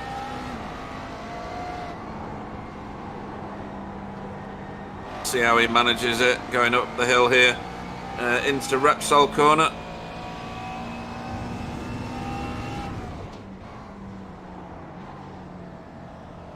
Did something happen to Carl there? Because he seems to have drifted back towards these two. And there was something strange going on. Maybe he got a slowdown or something. Or just ran a little wide in that uphill left-hander. Cost him. Stopped at the pie stand, maybe. Terrible. Shouldn't pick on him. Maybe we should. The closing speed was just immense then. Sure was. The McLaren against the Mercedes. Yeah, the McLaren has definitely some major strong suits. And Adam's been quick in it, obviously, with his sizable championship lead. He is really good on those brakes. Although perhaps being a little too good on the brakes is what cost him earlier on in this race when he That's right. nudged into the back of Jamie Jeffrey and had to slam on him and get... Yeah, I was going to go through the standings, but we've had quite a lot of people dip into the pits now. So we'll wait for all the pit cycles to transfer. Simon Chester peels off for his pit stop. Which is good news if you're Adam Wright, because now you have a bit of clear track for a moment. Open door to Carl Hardy, which is his next victim. Yep. Jamie Jeffrey's doing a good job, though. He's currently in third place in AM. A little bit further down the road, and his car looks clean. So, good result there, I'd say. He's doing what he needs to do to kind of hold on to that podium. He doesn't really seem to have the pace of the VTS drivers in front, though I think he has been closing just a little bit on LeBrun in front of him, but certainly hasn't really been on the pace that McClintock has had. But with kind of the struggles from everyone in behind him, he's got himself quite a comfortable gap there. Double-digit seconds back to Carl Hardy and Adam Wright. So he's doing what he needs to do, I would say, at this point. Yeah, and We we've got- sorry, go on, Bill. No, I was just going to say we got Versluven closing in on Jeremiah McClintock as well. right at And the Ben moment. Tusting and Jonathan Foote in the pit lane. So That's right. And looks like Martin Van Schluven's going to get by him because he's in the chicane right now. And there goes McClintock into the pits. Yep, Jeremiah McClintock servicing his car, and this is carrying on. Marcus Bletz. Both these cars pitted? Yes. and Bletz goes through on Van Englenhoven there. Bletz was the first of the pit stoppers from the pro class. His teammate Stefan Goebbels pit a couple laps before him, but it will be very interesting to see where Bletz cycles through. Coming up. I mean, Oh! Wow, they didn't. Can't believe it. That's Ben Tusting, and is that Adam Watson? It is, and there was already some bad blood between these two from Imola. Yep. I think Adam felt that Ben had caused an incident between the two that the stewards didn't really agree with. But here is... it did seem as though Adam just kind of went for the apex as if Ben was just going to settle in behind him. Yeah, as if he wasn't It's there. tough. I mean, it's tough because Adam is, or Ben rather, is certainly going to be in his blind spot coming out of the pit lane. But still, you do have your spotter, and you got to have that awareness, I think. Yeah, and visually, damage-wise, they appear to have both got away with that. It does seem that way, yeah. But this is all good news for Ty Simons, who's just now entering the pit lane because these two scrapping is going to just extend his lead even further. Yeah, they're still on the other side of the course. Yeah. Yeah, Adam will feel a bit shortchanged by all this, won't he? Because he was ahead. Yeah, we saw him getting held up by Jacob Lebrun there, so Yeah. that ultimately ended up costing him. He had about a second and a half, 2 seconds in the bag over Ben Tusting when the pit cycle started. So, not to mention he pit earlier, so his pit stop would have been a bit shorter. So it really didn't work out for Adam in this pit cycle. Did that strategy play? Tusting and Watson on the front straightaway. Yeah, and Ty Simons headed out of the pits. At exit. Here he comes. This is going to be pretty close. Going to be real close. So that's worked out excellently for Ben Whoa. Tusting. Now, does he do the same thing that Adam Watson does? No. He settles back in and gives the space there in turn one, but he is all over the back of Ty Simons. Oh, yeah. So, what happened to Tice then? How long was his pit stop? I will take a look here. Pit lane time of 54 seconds. And a box time of 10 28 seconds. Yeah. So that was almost 8 seconds longer than Ben Tusting. What can you do in 8 seconds? Take on more fuel. I wonder if Ben underfueled it just a little bit on this first stop to try and undercut the two Paceworks cars and get the track position. Well, if that's the case, he nearly managed it. Yeah, almost worked out for him, but unfortunately he's in behind Tice now and kind of in a Paceworks sandwich, which I have to imagine isn't going to work out all that well for him. Oh, you took it. I was going to call it a Paceworks sandwich, Tyler. No, it's ought to be an interesting battle though between these three guys. Yep, so just for everybody's benefit, we're 43 minutes in or something like that. 45 minutes in. Not quite halfway. Yep, and sorry? 42. 42 minutes in. Ooh, and Adam Wright is now right on the back of Carl Hardy. And he did come out ahead of Simon Chester in the pit cycle, so Adams played this well. We'll have to see if he can make the move on Carl. He did seem to have the pace before the pit stops started, but the McLaren does take on more fuel than all of the other cars at the stop because it uses fuel more quickly. So Adam might be just a little slower at the start of the stint because that car is weighed down a bit more than some of the other cars out there. So that's the flames coming out the back is actually an afterburner. That's why they use more fuel. Huh? Okay, got it. It certainly seems that way. Yeah, the McLaren is definitely the most fuel thirsty of any of the GT3 cars. That's interesting. On a somewhat notable magnitude, and when they first updated these GT3s at the start of the season, it was actually problematic for the McLaren because the time to add fuel at the stop took longer than any of the other cars. Oh boy. So they got that sorted. So now, even though the McLaren consumes more fuel, the time to add fuel is relatively similar to the other cars. Oh, Carl's had a mistake there, or was there contact? I don't know. I think there was contact, and that's Adam giving the position back there. He's going a few positions back. Does he have damage to the right front there? Can't tell at the moment what happened here. Here's Then. the replay. Yeah. Oh, just a nudge. Yeah, and then he immediately gave the position back, so good on Adam there, recognizing some potentially unfair gains and giving the position back to Carl. And now he's gotten back by Simon Chester, who took advantage of that situation, so didn't lose all that much being stuck behind Simon. Yeah, it wasn't much of a nudge, but it was enough. These cars are very susceptible to it, though, aren't they?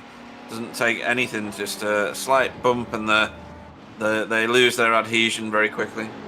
Absolutely, and Chris Shaw has found himself just ahead of Jacob Lebrun, but considerably behind the other recovery cars he was chasing, Abdul Al-Emri and Martin Verschluven. There's some 10 seconds or so up the road from Chris Shaw, so he did seem to lose out on the pit cycle there. And just looking at the stop times, yeah, he had a considerably longer stop. His about 34 seconds stopped in the box. I don't think that's enough time to take tires. I could be wrong, but I'm pretty sure it's somewhere on the order of an extra 30 seconds compared to just taking fuel. So not sure what happened to Chris there. Maybe slid through his box a little bit and had to readjust, but he lost a fair amount of time. Ben Cullen is just now making his first stop, so he went quite a bit longer than anyone. He almost went to halfway, actually. I wonder if Ben is trying to one-stop this race. That is, I didn't even notice that until he started dropping through the order just now, but that must have meant he was up near the top of the AM class. He was for a very short time, probably only for a lap or two. If Ben can make that work, that is going to be substantial in this race and in the AM class championship, because he's fighting Jeremiah McClintock and Adam Wright, who I believe he was ahead of both of them, if not just Adam. And just a note from the early pit strategy, Stefan Goebbels is currently 6th place overall. So he's going to have to take a longer stop on his second stop. But as far as track position goes, he has certainly played that really well. We've got some rather aggressive weaving going on the start-finish straight. Oh, wow. Dear. Whoa, what a move by Adam Watson. Oh. Yeah, took advantage of Tice holding up Ben into the braking zone and just went for it.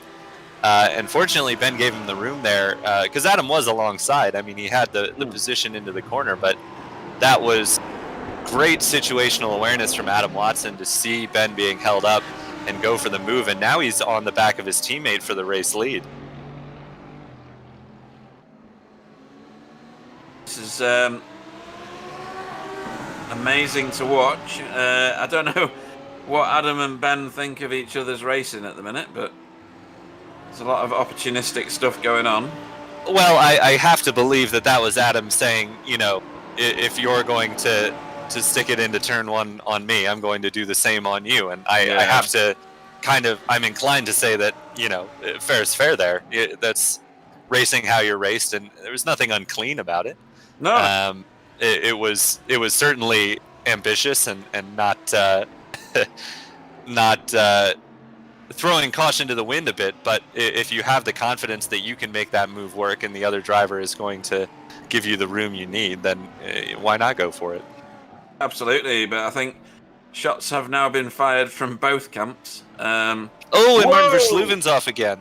And did you see Adam Watson lose the back end of the car over the sausage curb? I didn't, because it cut right as that was happening, but what's happened to Martin here? He's gone. That was, I think he tire on the grass. I think he didn't expect the VTS car in front of him to check up into turn 7 as much as they did. And he was just trying to get on the brakes as they're side by side in turn 1 again. No, there's a bit of a nudge. Yep.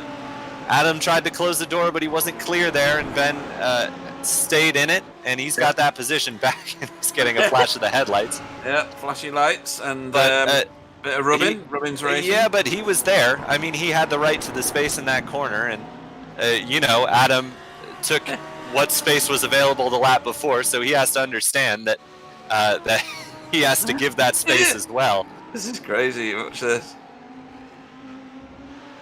Yeah, he didn't give him the racing room on the inside there, did he, Adam?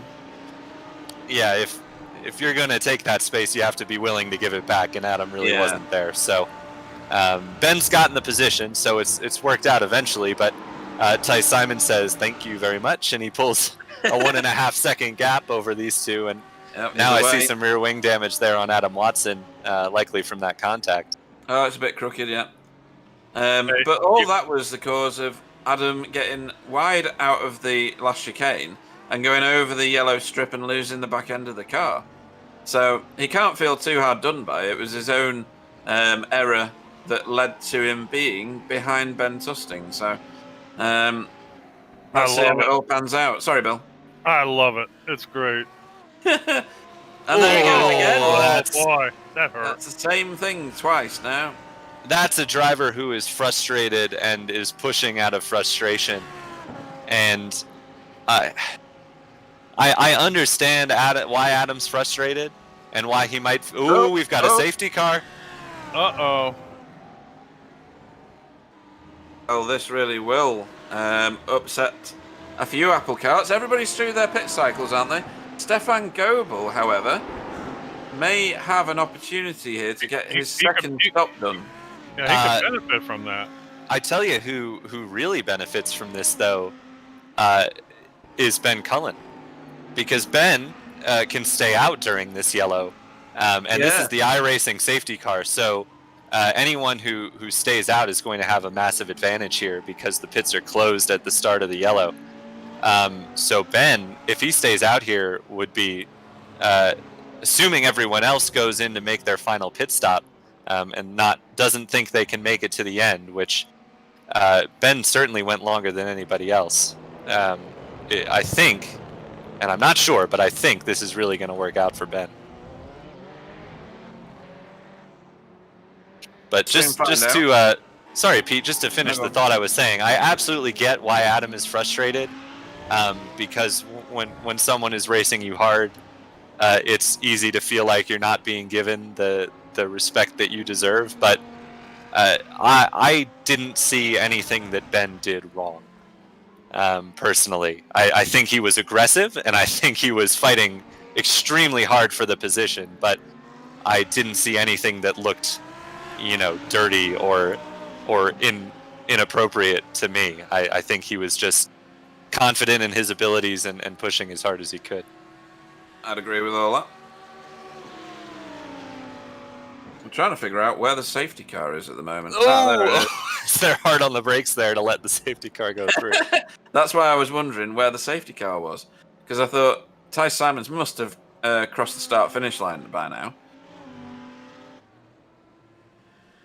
So here's Jonathan Foote, who's in 4th place. He's about to pull up on the back of this queue.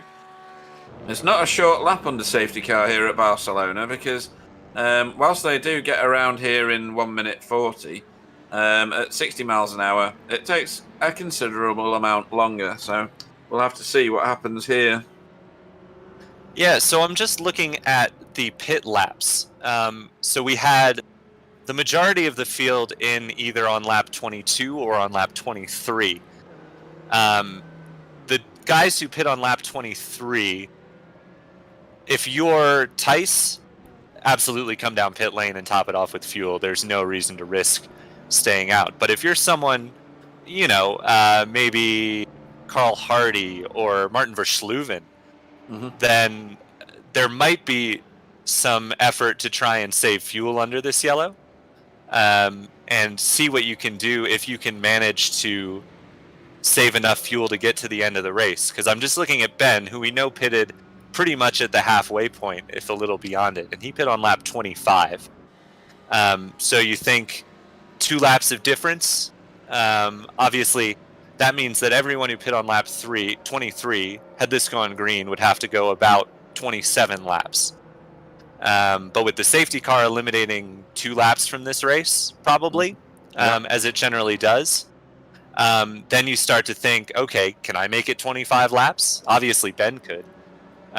Is there going to be an advantage in that?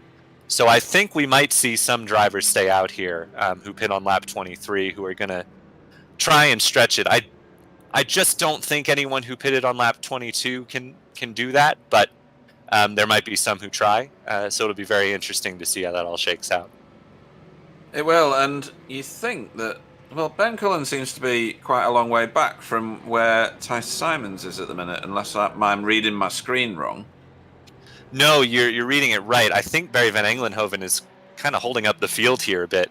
Right. And these guys, now they certainly seem to be going at a reasonable pace, but there was quite a big gap, and these guys will want to be caught up, especially Ben if he's going to stay out, because that means that he can pick up all those positions from the drivers who pit if he's too far back. And I think they're going to catch the queue before they kind of get to the pits, although...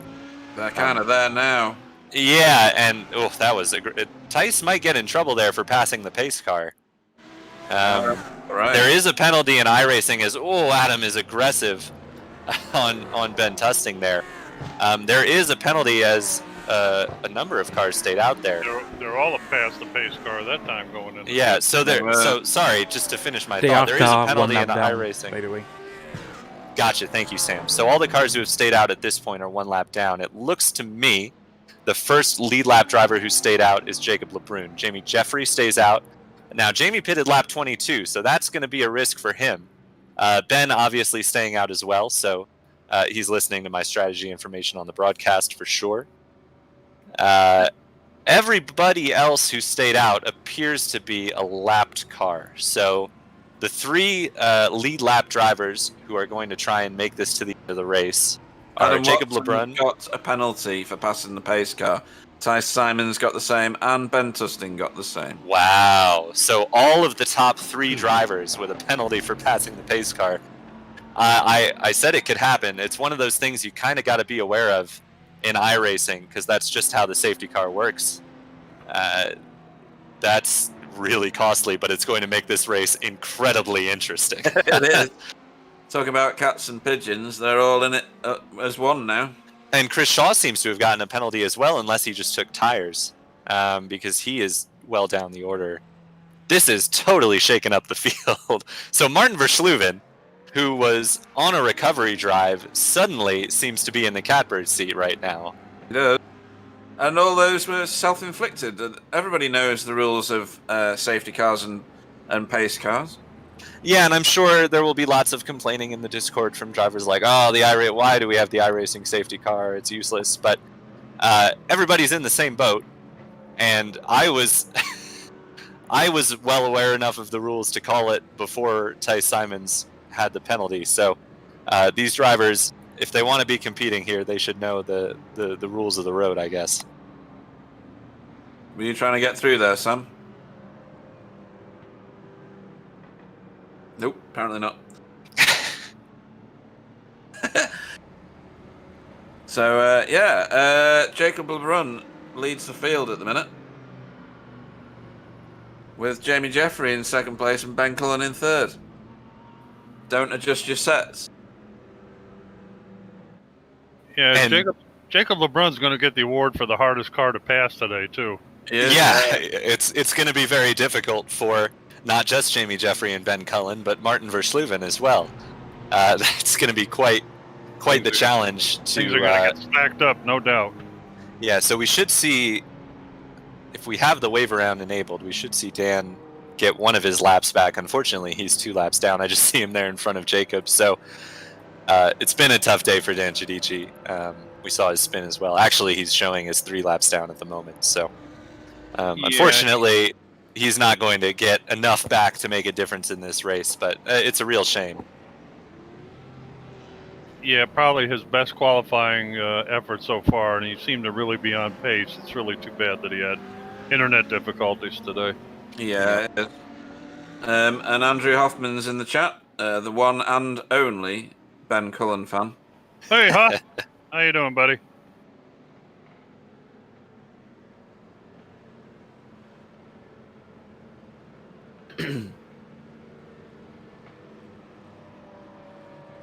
So we continue to pace. There's some chat going on between the Paceworks boys. I would imagine. Just on the on Okay, the there chat. goes Dan Guidici around the pace car. And the lights are out in the pace car, so we should be going green next time, apparently. Yeah, well spotted, Bill.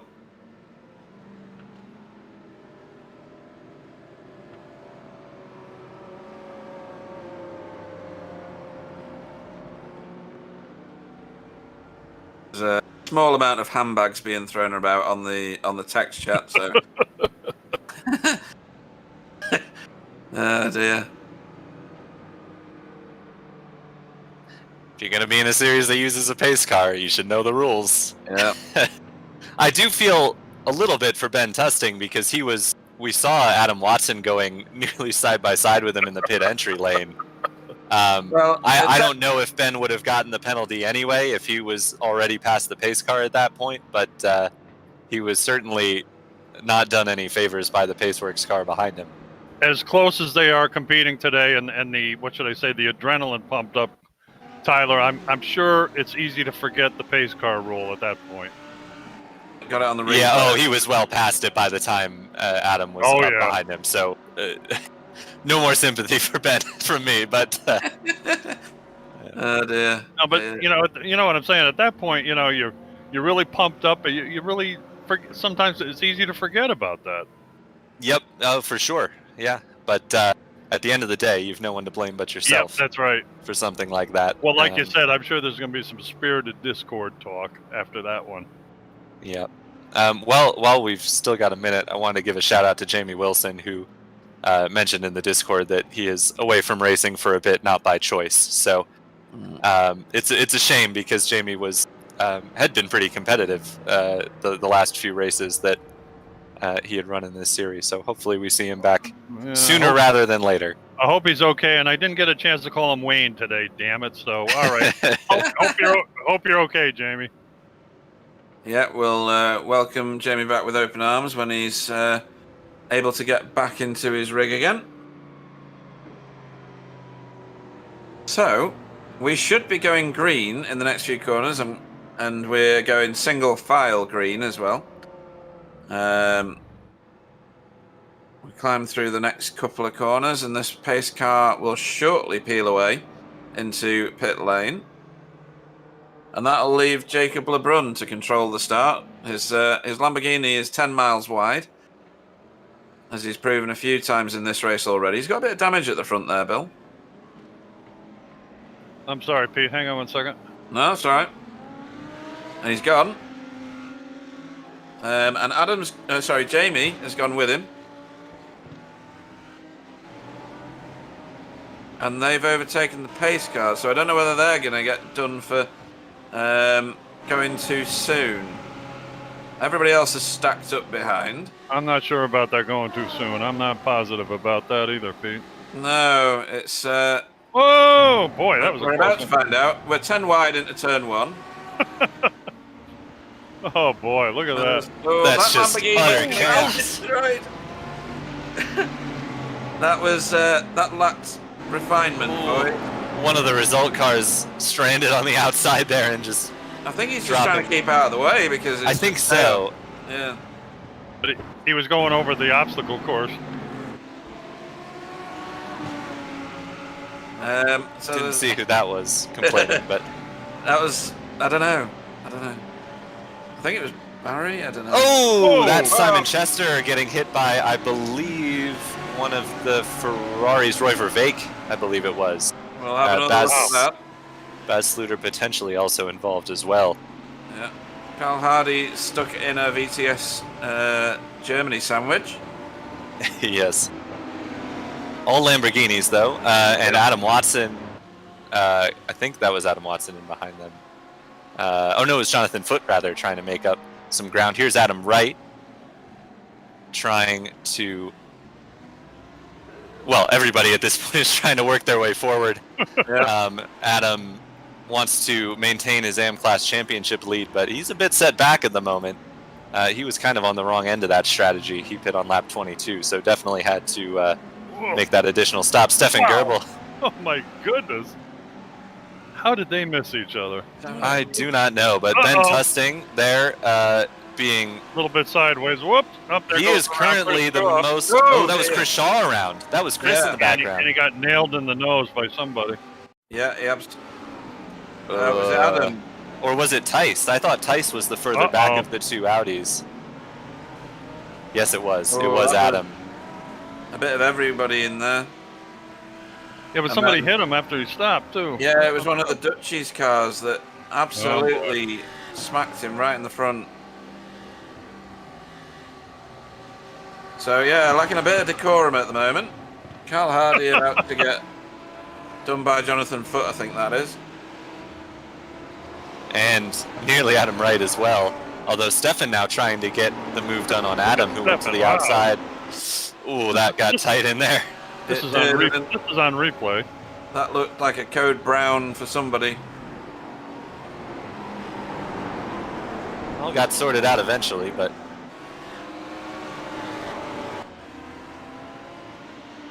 Okay, we're back live. So Ben Tusting currently the furthest forward of the three leaders who got the penalty there. Up in 12th place, the Paceworks cars haven't been able to quite make up as much ground.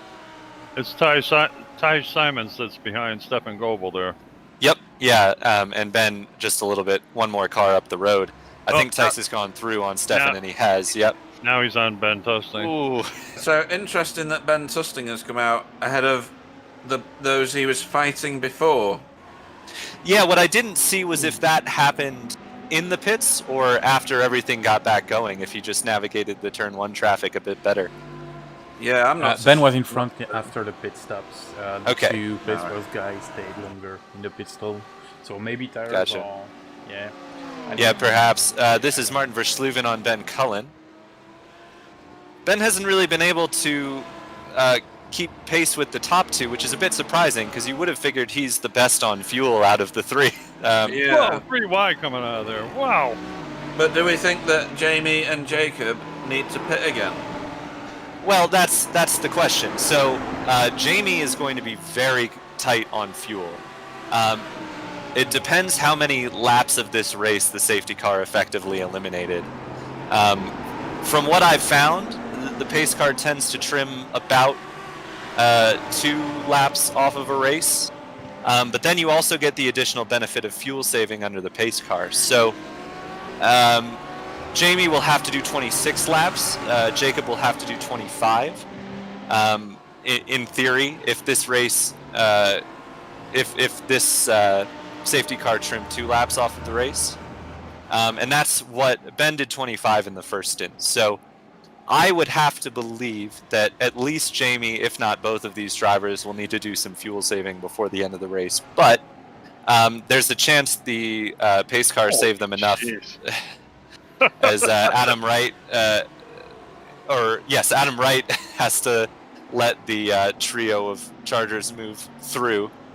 I'd have to believe the top 2 will need to save a bit, but I could be wrong. They might have saved enough under the safety car to make it to the finish without saving any more.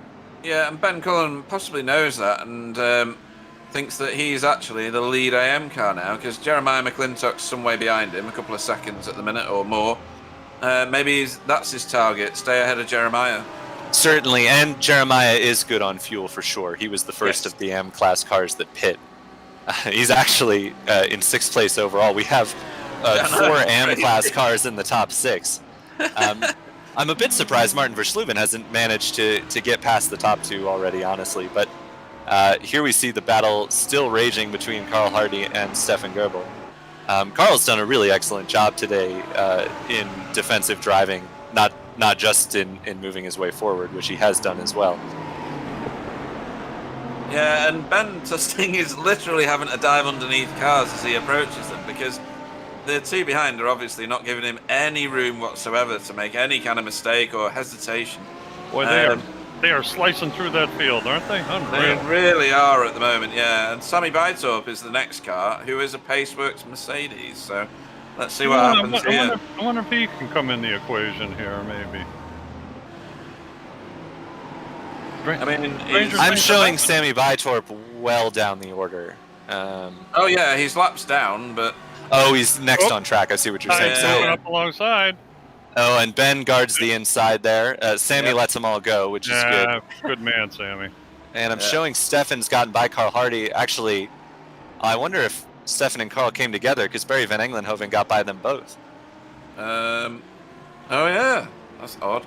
Carl Hardy showing ahead of Goebel. Look at Stefan again. Yeah, he got back by him. So Stefan was briefly ahead, and then both of them dropped behind Barry Van Englenhoven. Huh. So here's a replay of that. That's Barry back there flashing his lights. So Carl let Stefan through. Stefan missed the corner, and Carl said thank you and took the spot back. So and Barry took them both in the same corner. yeah, it's a net 0 for Carl, who hangs on there after having let Stefan through. But oh, what was that? Side by side at the front with Jamie Jeffrey and Jacob LeBrun. We've got all sorts of stuff going on. So Jamie's taking the lead here from Jacob, but they've got Martin Versluven hot on their chase. Ben Tusting has now just dropped behind. Ty Simons. Simons is in the wall. Well, how did that happen then? What the heck happened there? I am getting different replays from everybody else, apparently. Oh, they get side to side there. 3 wide into goodness. turn 3. Yeah, I see it there. Net Yeah. code. Oh. I'm sure there was about a foot separation between those cars. And Adam ends up in front. Yikes, that was... Well, I think sorry, go on. I was just going to say, I think the Paceworks cars are driving somewhat unnecessarily aggressively because they feel aggrieved by Ben Tusting when I don't know that Ben's really done much wrong here today. Yeah, I don't see that anything he's done has been untoward at all.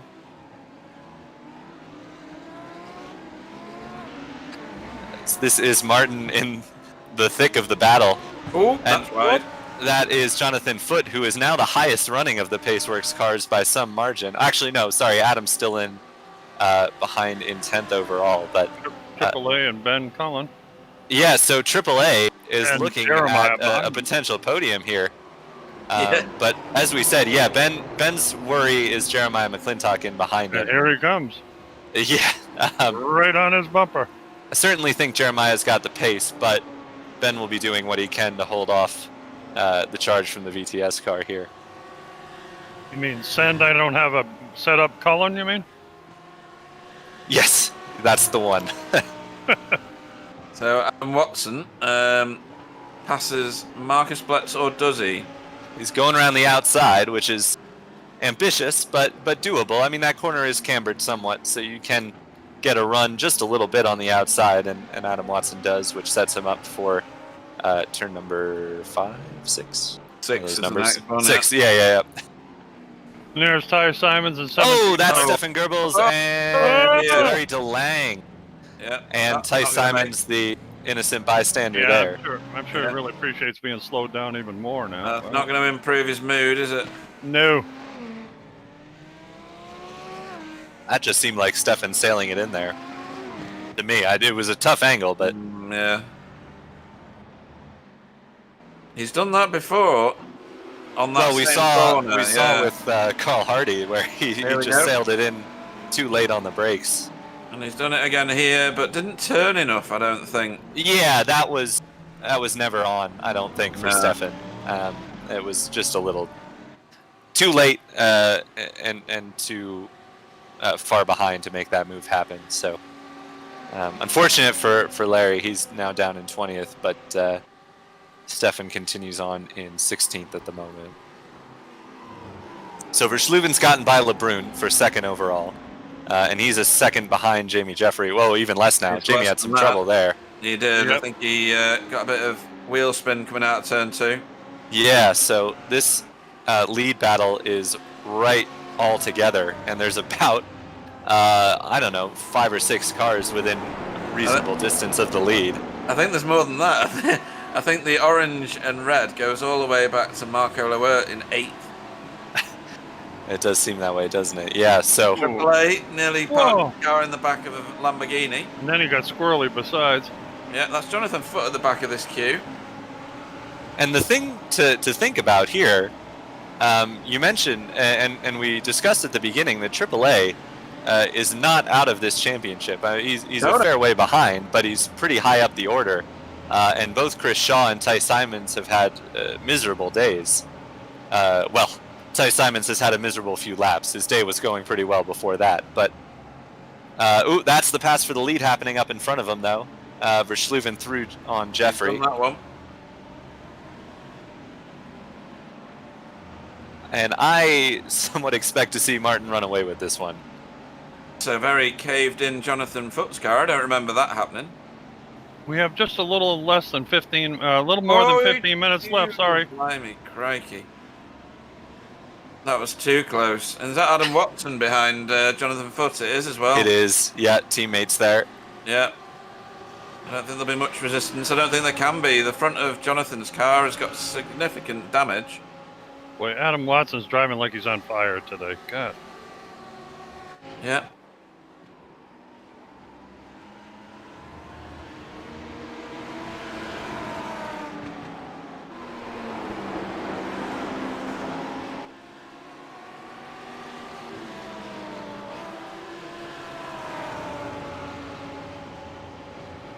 I think there's only about 3 or 4 seconds covering all of these cars at the front here. And there's only about 15 minutes left in the race, so... Yeah. These guys... You know, you'd expect the AMs to start dropping down the order, but there's just not that much time left. And it wouldn't shock me at all to see an AM on the overall podium, especially if Jamie and Jacob can make it on fuel to the end. Obviously, the Paceworks cars are trying to work their way up through there, and they may well get there, but really, the front of this field is going to look... what were we saying at the beginning? You know, certainly early on in this race, it looked like the usual suspects up front, but anything can happen, and it certainly did here today. And you know, with the time constraint that these guys are under now, they might have to make risky moves they don't want to make, which can really cause problems. I think they've been making risky moves all race, Bill. Well, I don't know that there's any. I'm trying to be kind, Tyler. Okay. I was under the impression all these guys had the aggression dialed up to 11 all day. You're probably, and I think that's going to continue here for the last 13 minutes and 50 seconds of this race. You're probably correct, but for once I was trying to be kind. So this is Adam Watson, who's caught Abdul Al-Amri. This is going to be, well, it's podium positions here. Abdul's taken the defensive line there and blocked off a potential pass. Behind, Ben Cullen is under some pressure again now from Jeremiah McClintock. You can tell Abdul's focused hard because he's leaning forward quite a bit in that seat. He's up on the wheel. I do think he's probably going to lose this position to Jonathan, though. Stuck in behind Jacob. It's Adam, not Jonathan. Oh, right you are. Yeah. Yeah, Jonathan's further back. And lose spots as well. Yeah, I didn't notice that Adam had made up that position on his teammate. But yeah, he's moved forward quite rapidly. Let's see how he gets by the roadblock now. Jacob will run. This has proven difficult for many people so far today. He's very good under the brakes on the brake he really hairpin, though. I have to believe he'll get this done. Yeah. Jacob was kind to him that time, really. Ben Tusting is stuck behind Marco Loert at the moment. I shouldn't say stuck because Marco's a good driver and quite high up in the standings still. And Ben has Jonathan Foot wanting to kill him behind him there. Although he's not been in that menage a trois for much of today, has he, Jonathan? No, he was on his own for quite a long time, so... There we go, a bit of slipstreaming down start-finish straight. Sorry, Bill. I was going to say, interesting. Ooh, Jeremiah McClintock. Nope, just a connection thing. Sorry. He briefly dropped down my order. Oh, there he goes. Ben Tusting alongside and gets through by Marco Lewert, sorry.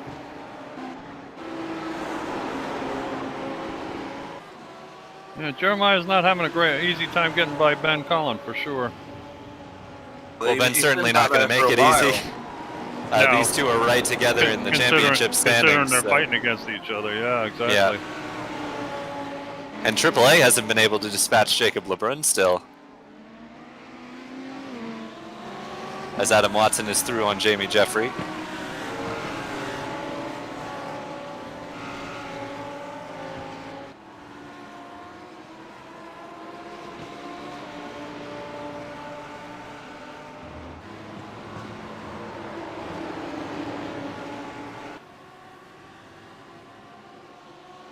Well, Adam Watson is going after Martin Van Schluven.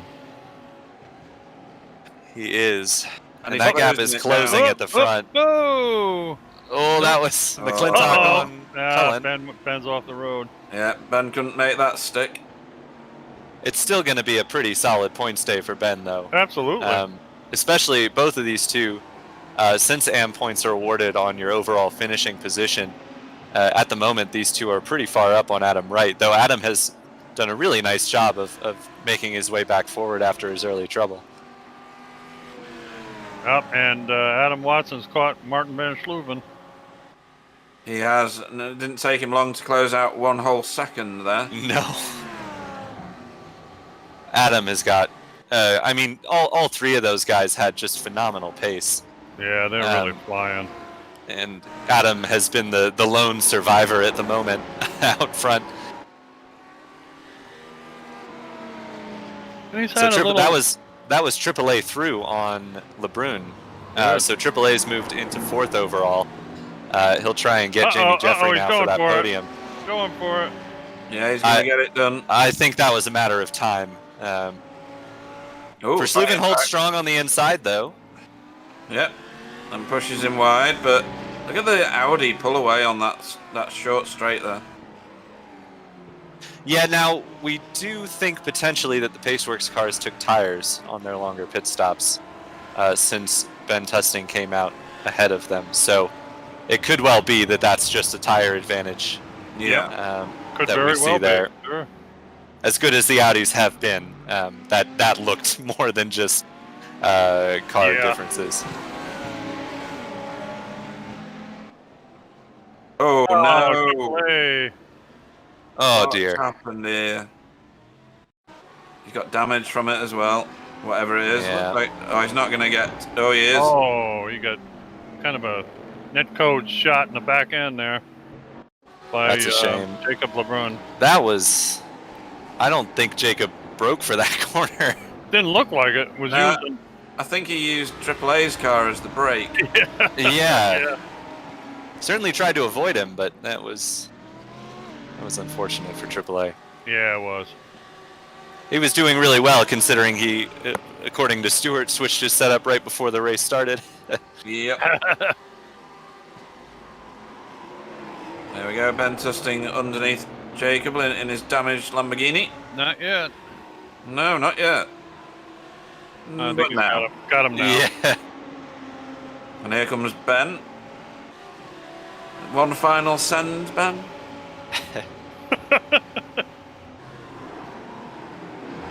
No, thought about it. He's got all of VTS Germany black behind him, so he's going to Yes, have he to do does. something. Yeah, the VTS swarm is surrounded Ben at the moment.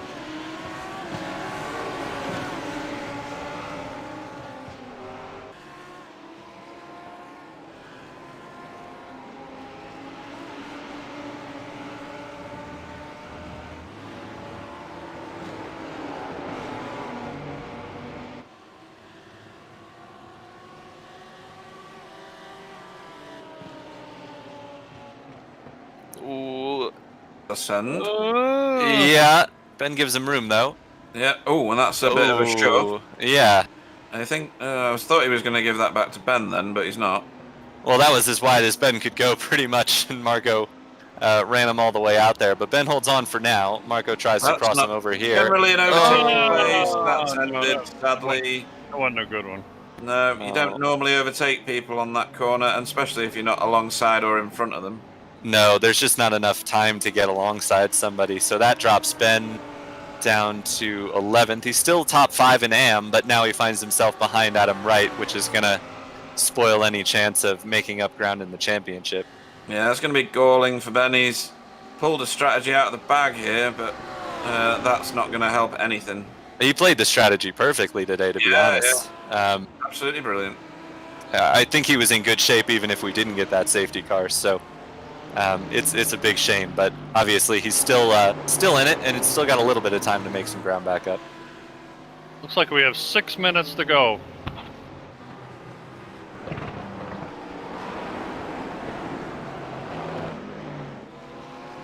So do we think anybody has a fuel issue out here by any chance? Well, the only two that I can conceive of is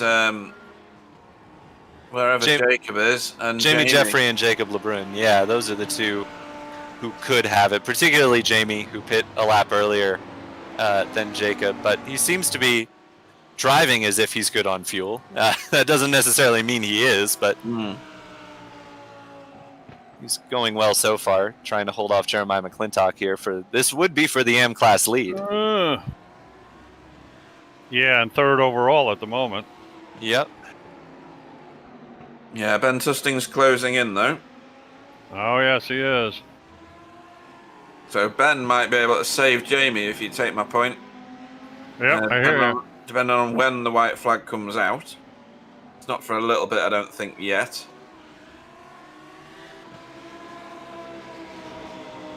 Just shy of 5 minutes to go.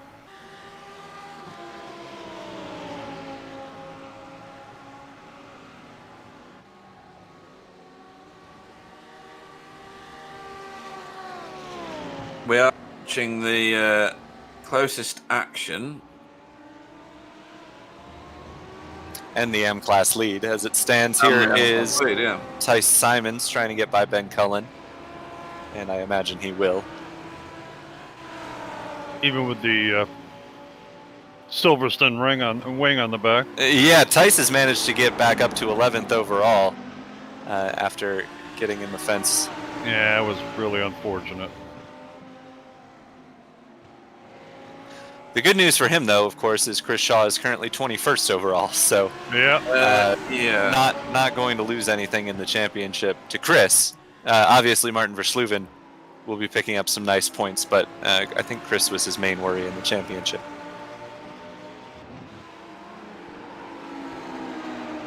Yeah, Martin was some 300 points back or so. Oh, Jacob. Ah.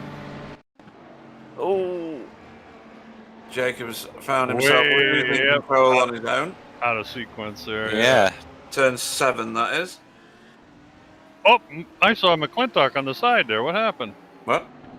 He was on the side of the road there all of a sudden next to when they were coming right here. Yeah. There's a replay. So he puts it underneath. And dear. Whoa! What's going on there? Wow. So it's like his car just stopped. Well, that's the thing when you're taking that inside line, trying to make an overtake there. Your mid-corner speed is going to be lower, and I don't think Jamie anticipated that because it's not like he really washed out all that much. He was trying to keep it tight, but Jamie was trying to get the run off, and he didn't anticipate Jeremiah really checking up that much. Which coming in the pits. In fairness, he probably should have. I mean, it's not. I don't know that I would necessarily pin the full blame on Jamie there, but you do kind of have to have the situational awareness that he's going to be slower mid-corner. Yeah, you would expect him to pull out of the way rather than drive into the car in front, but yes, split-second decisions. And Ben Tusting during all that pulled into third place, by the way. Yeah.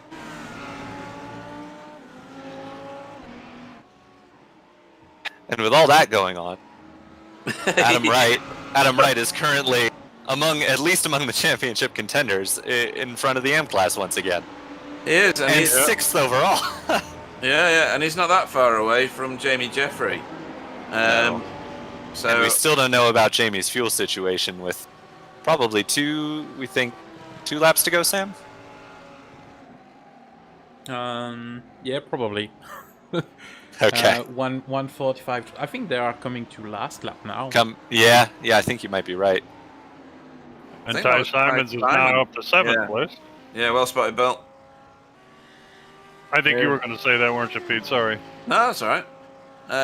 Here's Adam Watson taking the white flag potentially. And Tice is through on Adam. Yeah. So he's moved into 6th place. Wow. Not a bad comeback considering your car got vaulted into the Never Never Land there. Yeah.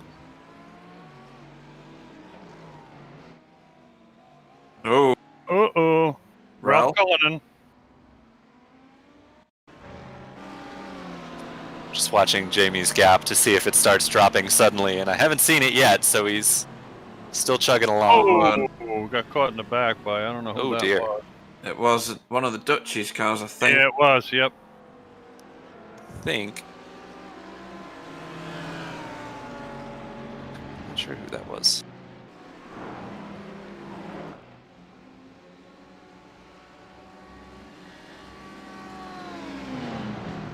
What's this? This is Ben and Abdul. Oh, a bit Nope. of a bang. And now Ben's got Barry Van Englenhoven right behind him. Yes, he does. Ty Simons up to 5th. And Adam must be near. Yep, he's not far. Final lap, right, Sam? Yeah. So round the outside at the hairpin, I've never seen that done before. First times for everything. I guess you got to go where the other guy isn't, right? Yeah, and there we go. That's Adam Watson. Adam Watson, taking the winner. ticket. Yep. After 90 minutes of chaos. Martin Van Sluven comes home in 2nd for Dutchies Esport, and 3rd is Ben Tusting from Chimera. Jamie Jeffrey made it to the finish. Just going to certainly edge did. out Ty Simons right on his tail. Ty Simons in 5th. Marco Lewert 6th, and who was Adam Wright just Adam Wright, behind yep, in 7th. okay. Yeah. Look at this. We'll be Whoa, expecting, that was close. Mr. Jeffrey into the interview room.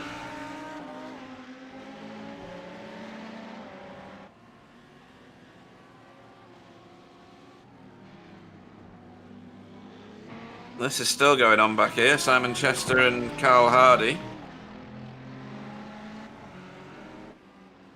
Carl Hardy finishes ahead.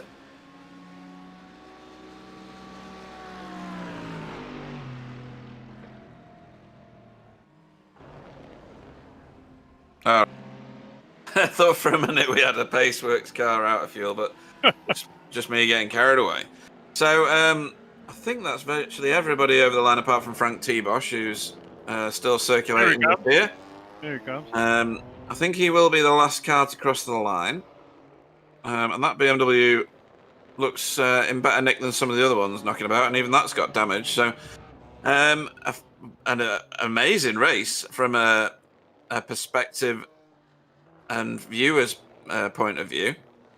There was all sorts of chaos going on after halfway through that.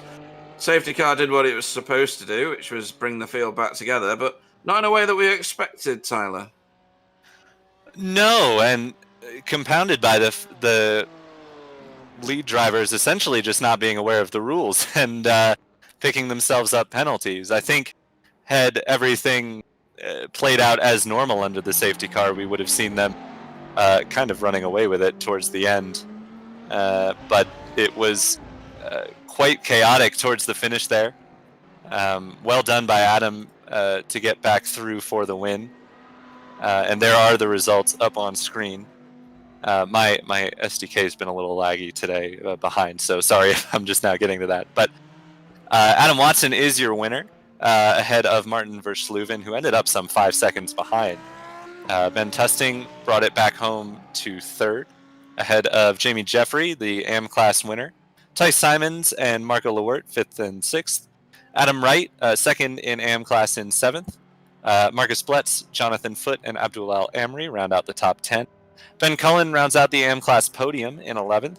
ahead of Barry Van Englenhoven, Jacob LeBrun, Baz Sluter, Jeremiah McClintock, Stefan Gerbel, and Roy Verveek.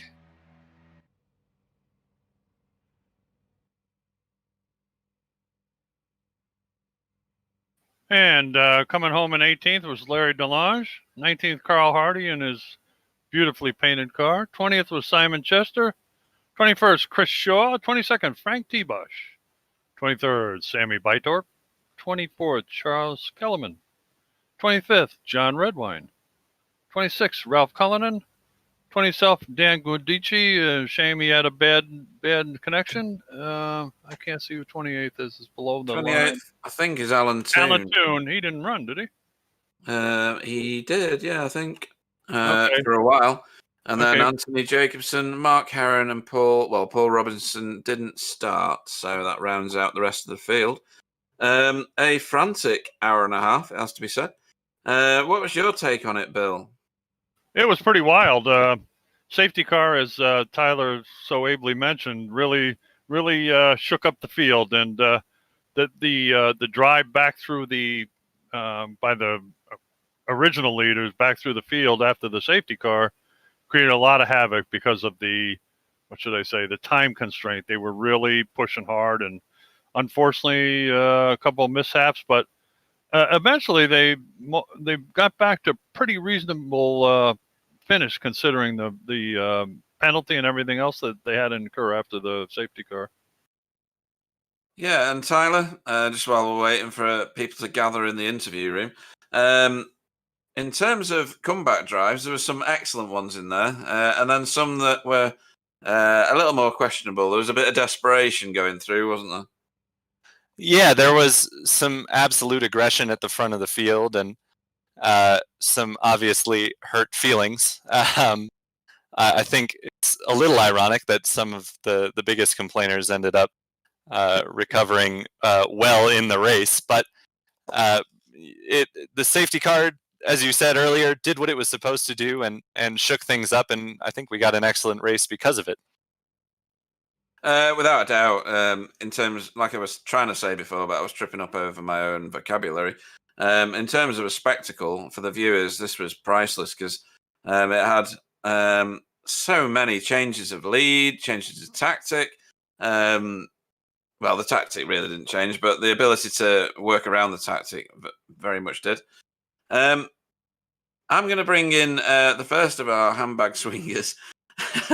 Adam Watson, who's in the booth. For you, Tyler, if you want to interview Adam, 1 second, and here he goes.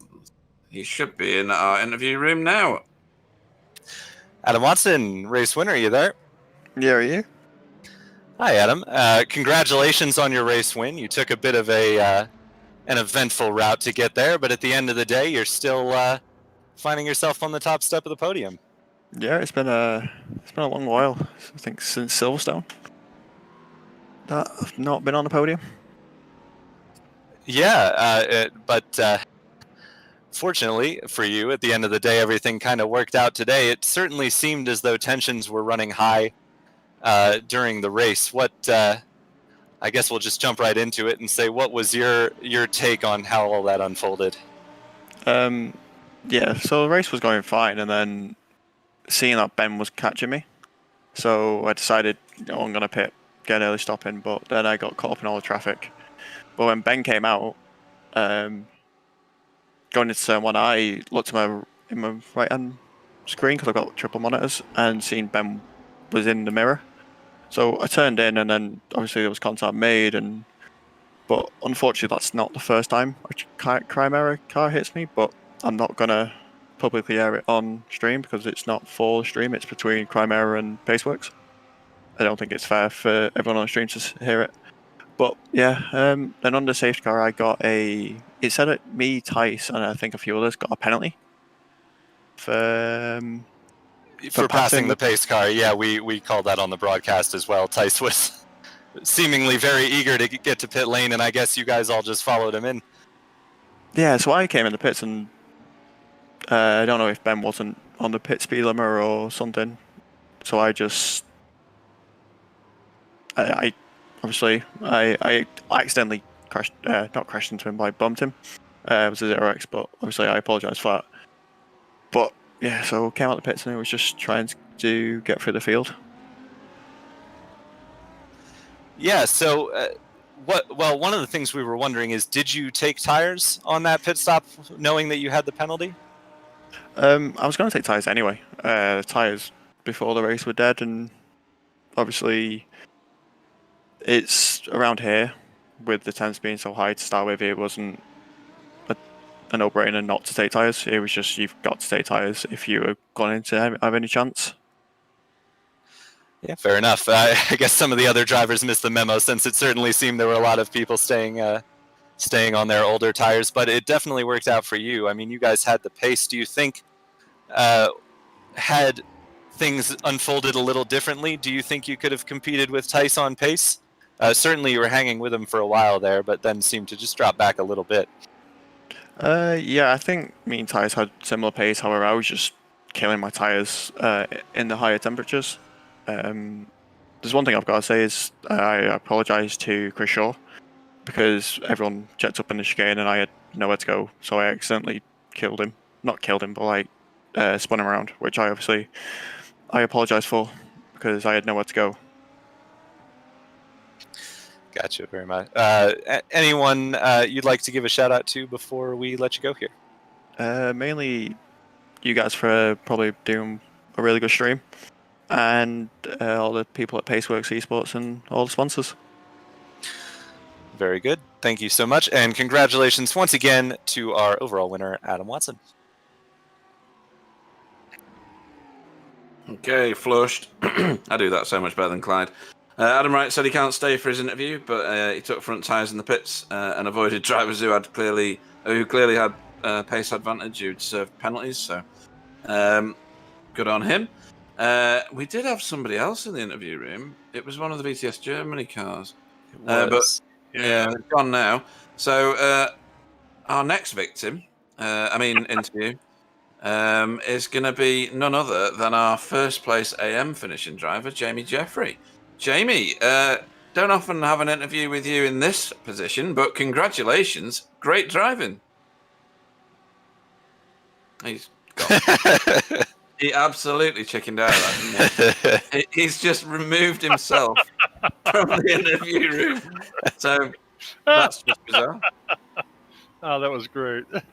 Shall I try and force him back into the room? Oh, there we go. He's decided he wants to be back. Aren't you going to talk? Moved him. Oh, it was you. Nice one, Sam. So, Jamie, Hello? are you there? Can you hear me? I can hear you now, yes. Yeah, nice one. So, I was saying, before you decided to leap out of the interview room, we don't often speak to you in this position, but congratulations on your AM class win and a 4th place overall. Thank you very much. Yeah. In this BRA GTCC race. Yes, I mean, I was just sort of keeping it consistent throughout the whole thing, really, and I didn't even realise I was sort of in the top 3 until after the safety car went. I didn't really know what happened there, but and then I was sort of running on fumes, so I just kept it really gentle and brought it home. Fumes are good. I've ended up with no fumes on occasion, and that's not much fun. So in terms of your strategy, you kind of chopped it in half, didn't you? You seem to pit on lap like 22 or something, and then strung it out for the rest of the race. How did you manage to keep fuel saving for that length of time? To be honest with you, when the safety car came out, I just slapped it in 6th and just trolled along there. But it was a bit worrying when I saw I had to put 2 gallons in towards the end of the race. I thought, oh, this is it. But I just fuel saved like mad. I just got a bit lucky, I reckon. I think you get lucky when you're racing against people and beating people like the VCS Germany guys and AAA and Send-Cullen. I mean, staying away from Send is probably the best advantage you can have. And then, there's some other guys in there. Chris Shaw finished behind you. It's more than luck that gets you to these positions. Thank you very much. But I must say they are great drivers. Yeah, they are. And to finish ahead of them is quite a significant achievement. So, is there anybody you'd like to thank before you go and count up all your points that you've just scored? Just a big thank you to you guys for putting this on, and I look forward to the next one. Right. In that case, Jamie, that's your practice for your acceptance speech done. So we expect you to win next time. So we will see you next time out. Are See you you next racing on time. Wednesday? I think you are, aren't you? I think I am, yeah. Yeah, awesome. In that case, see you Wednesday. See you later. Cheers, lads. Right then, next victim for you again, Tyler, will be Mr. Benjamin Tusting, the other half of the handbag scrap, and he should be in the room now for you. Ben Tusting, podium finisher. You with me? I am indeed. Well, Ben, it was an eventful race for you, as I think it was for everybody out there today. And certainly we've already heard one side of the story as far as the scrapping that was going on between you and the Paceworks cars. Certainly seemed like your pace was there or thereabouts. Do you think had things played out a little differently that you would have had a shot at the win, or were you kind of just fighting for what you could get? I would say if it wasn't for me cocking up my pit stop and going too far forward, I would have come out miles in front of both of them, and then who knows what would have happened. But I didn't, so unfortunately I came out just in front of Adam, and he does what he does best and drives into people and then says it's the other person's fault. So I don't know. He's done it a few times now at Imola with me and Jamie, and he just blames everyone else apart, but he's the one causing it. And I think he even drove into Chris as well during or after the safety car. So it's disappointing really, because otherwise it was quite fun. But if he's near you, he will just send one, and if you turn in like you would do normally, you'll just crash. So that's why after the safety car, lots of people just let him pass because they didn't want him to crash. They didn't want him to crash into him, yeah. So it's a bit gay, really, to be honest. But, Well, we certainly got the sense that there was some tension on the broadcast, but we'll leave that be for now. That's kind of the not really our place to pass judgment as the broadcasting booth, but no. Certainly it was annoying what happened with the safety car, that Simons just absolutely floored it, and I floored it as well, because if I didn't, Watson hit me. Well, Watson would have hit me because he hit me twice already in the pits. So that's why us three got penalties, which lost us 27 seconds. Yeah, certainly, definitely a frustrating race out there today. But ultimately, I would say your pace is quite good at this point. Probably out of the championship picture, so I'd imagine you're just fighting for what you can get in terms of wins and podiums. And you do have another podium to add to your bag, but maybe not all that it could have been. No, it's just for now. It's just a bit of fun, really. It's a new league I've never been in before, and it seems quite a friendly environment. It was friendly, but that's, as I say, that's what's been mentioned already before. Yeah, certainly some behind the scenes tension, but we move on to the final round, which is at a track that I've already forgotten, but Brands Hatch. Brands Hatch. Thank you, Pete. Do you think you've got a good set going for Brands Hatch, or is it going to be a lot of practice this week? I like Brands Hatch itself, but say Barcelona, the only practice I did was about an hour today, so I didn't really have much time to do it. I've been trying to do SCO in the P2 car, but that seems to be a real struggle to set up right because there's so many dampers, springs, pull rods. You know what? It's just your head sort of explodes trying to make it go faster. Gotcha. Yeah. Well, anyone you'd like to give a shout out to before we let you go here, Ben? Well, just Jamie for helping on the fuel strategy and whatnot. Fantastic. Well, congratulations once again, your third place finisher, Ben Tusting, everybody. Thank you. See you next time. was Ben Tusting. He's now vanished completely. Right, next into the interview room, we're going to bring in one Ben/Send Cullen. How are you doing today, Ben? Fine. Now that I can hear. Oh, right. Were you deaf? No sound for that race, so I just want to apologise to begin with for the restart after the safety car. I don't know if you picked up on it or not, but I was sat in first gear because I was blissfully unaware that I was sat revving the tits out of it. So I didn't think the whole that was accidental. Do you And know what I thought? So we had the first 3 cars go through pit lane ahead of the safety car, and they all got penalties. And then I thought, look at Ben. He understands the rules, and he's staying behind the pace car. So yeah, I think you got away with it. Don't tell anyone. Nobody's watching the stream. There's not 21 people watching at the minute, so you're all right. Nobody noticed. I will not lie. That was part of my head, like, because the other 2 went quick, and I was thinking, well, if they pass the pace car, they'll be in the same position. Yeah. But I didn't mean to rev it from like the chicane round to the pit entry in first gear. So that was on me. And that was my fault. And then I didn't have a microphone to get on the mic and say I apologise. That was complete balls off on my own. Well, not a bad balls up. You finished 3rd in class and 11th overall. You were 18 positions better than where you started. And I know you were saying on the chat before that you started with no practice and no setup. So well done on the pre-work. But that's a good result. Yeah, but what could have been? What could have been? And you were driving the ugliest car in the world. I was. You're right. It's a car perfect for you. It's not wearing a dress. Don't know what you're on about. So Brands Hatch is your next destination.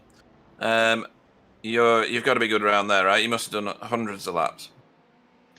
Yeah, it's a track that I enjoy, and hopefully, I don't know. Obviously, did Jeremiah finish a lap down, or did he finish on the lead lap? I'm just checking now. He finished on lead lap, but he finished 4 places behind you. Right. Okay. So I don't know how close that is in terms of going to the final round. Because I know it was between me, Adam, and him for the title, with me getting unceremoniously dumped out of the way and Adam managing to gain the positions. I don't know how it looks like to go into the final round. No, I'm not sure what the table looks like. My maths is awful, so. Should be in for a good race. I think it'll be very, very close. It'll be close in both classes, actually, with what's happened today. So I think the pro class will also be in a sticky situation come Brands Hatch. So it's definitely one not to miss. Any shout outs before we let you go? Not shout out to my sound engineer. I can't give a shout out. I didn't hear anything. Like, I can't say if you did a good job. I didn't hear you. So, yeah, I'll give a shout out to obviously you guys put on the broadcast because I know it would have been great anyway because Sam would have been doing it. Yeah, it was a very interesting race for some competitors today. Some people, I don't know if the weather's causing effects to some people's decision makings, but yeah, cheers for you guys and all the sponsors that put it on, and we'll take it into the final round. Hopefully it'll be interesting. Thanks for a very entertaining race. 3rd place in AM, Ben Cullen. Yes. And last and very much not least, we have Marcus Bletz in the booth for you, Tyler, VTS Germany. Marcus Bletz, a solid performance today, I would say, finishing 6th in pro and 8th overall. How was that? How was that race for you? Because you certainly played the strategy game with your early pit stop. Did it work out like you were hoping, or did it just not kind of come around to you? No, not really. We were just decided to split the strategy between Marco and me to be on the safe side, no matter when the safety car comes. And when I came back out of my first pit stop, I was at the end of the field, which was not perfect because I was stuck in traffic a bit. So yeah, not perfect, but as you said, it's solid. It's okay, yeah. So could have been better, but yeah, quite okay. Yeah, certainly you were a part of the VTS gaggle that we've come accustomed to seeing at these races, where you're all kind of in a big group throughout most of the race. You ended up finishing, if I'm not mistaken, second amongst your teammates. I think Marco got the jump on you there today, where I saw that you had out-qualified him, but he got kind of a handle on you pretty quick. Do you think he had a little bit of a pace advantage this week, or was it just you were about on the same level and it was all racing? Yeah, typically we are on the same level, at least in training. I think in race pace is a bit better typically. So yeah, that was more or less normal, and doesn't make sense to fight with each other and lose time. So we just decided yes, he can go, and then he was really showing a good pace, so it was good.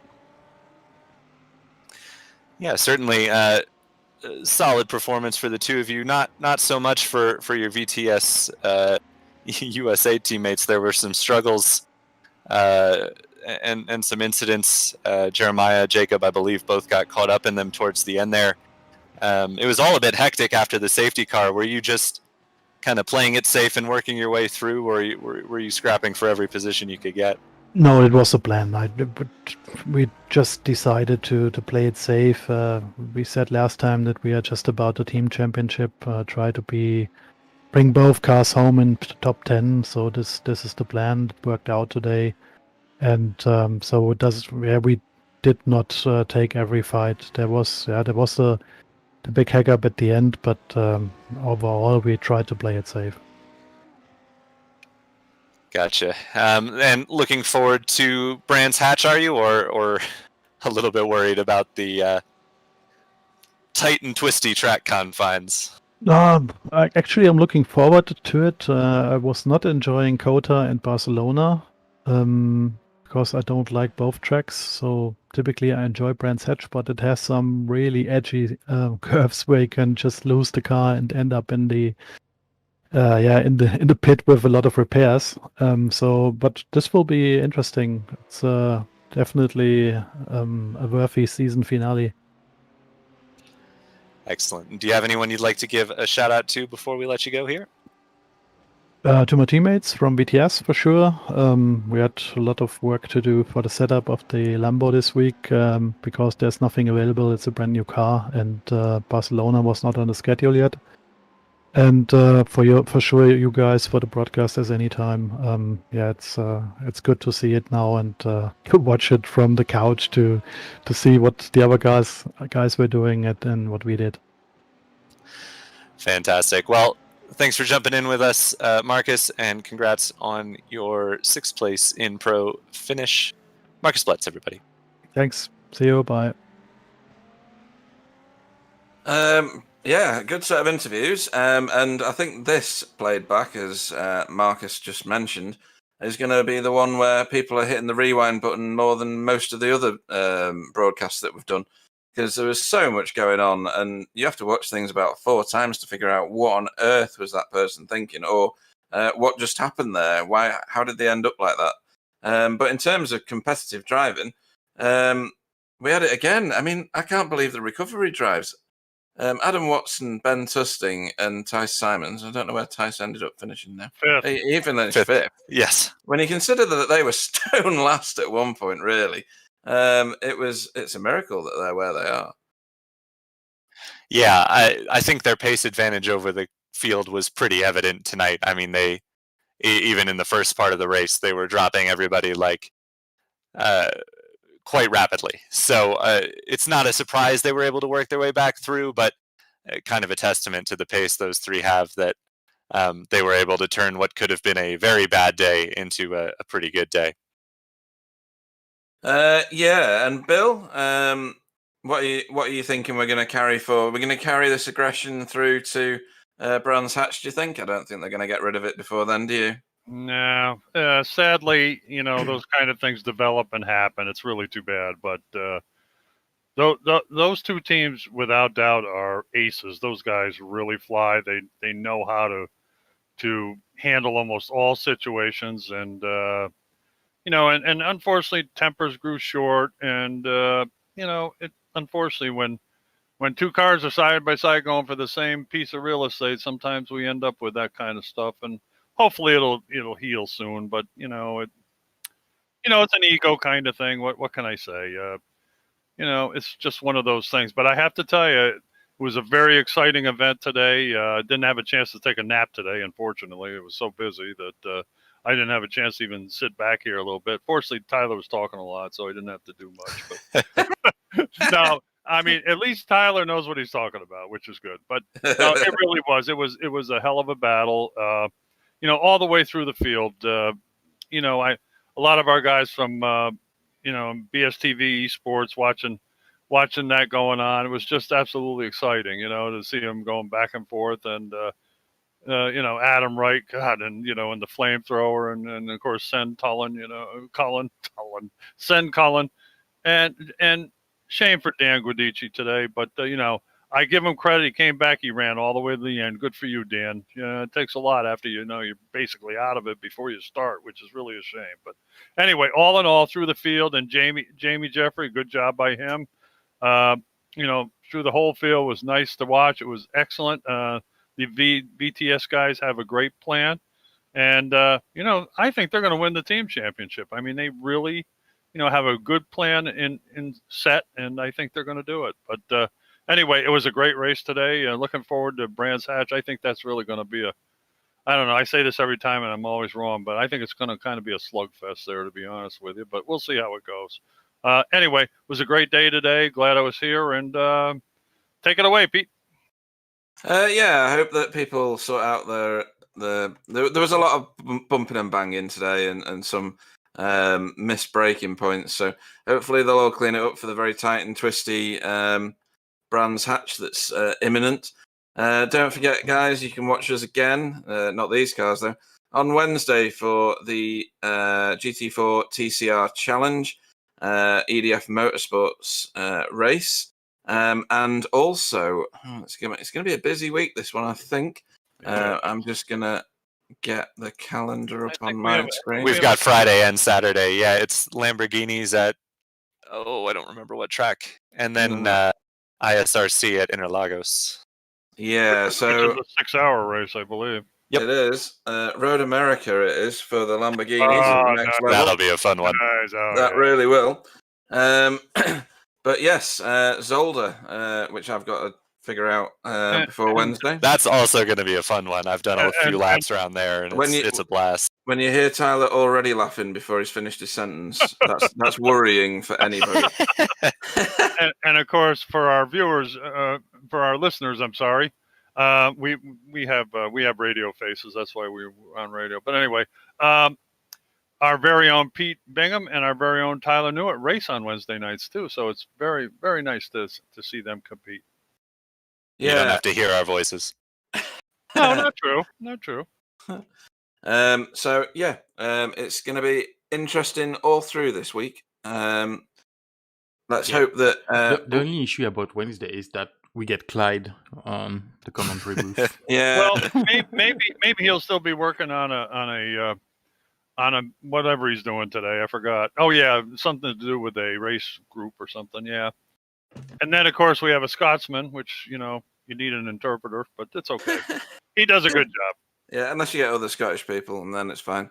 At least he's the one that gets to interview Scott Malcolm, which is fine with me. Okay. Yeah. Watch us on Facebook and Twitch and all the other platforms that we're on. Give us a few likes if you can be bothered. And we will see you hopefully next time. I'd like to thank Virtual Racing Association for sponsoring this league, and my fellow commentators for an entertaining evening, as well as the drivers for bumping into one another. I'll say goodnight and let the other guys say goodnight, and we'll see you on Wednesday. All right. It's been great. Thanks a lot, everybody, and have a good evening. Yep. Good night, everybody. See you next time. Yeah. Good night, everybody. See you on Wednesday.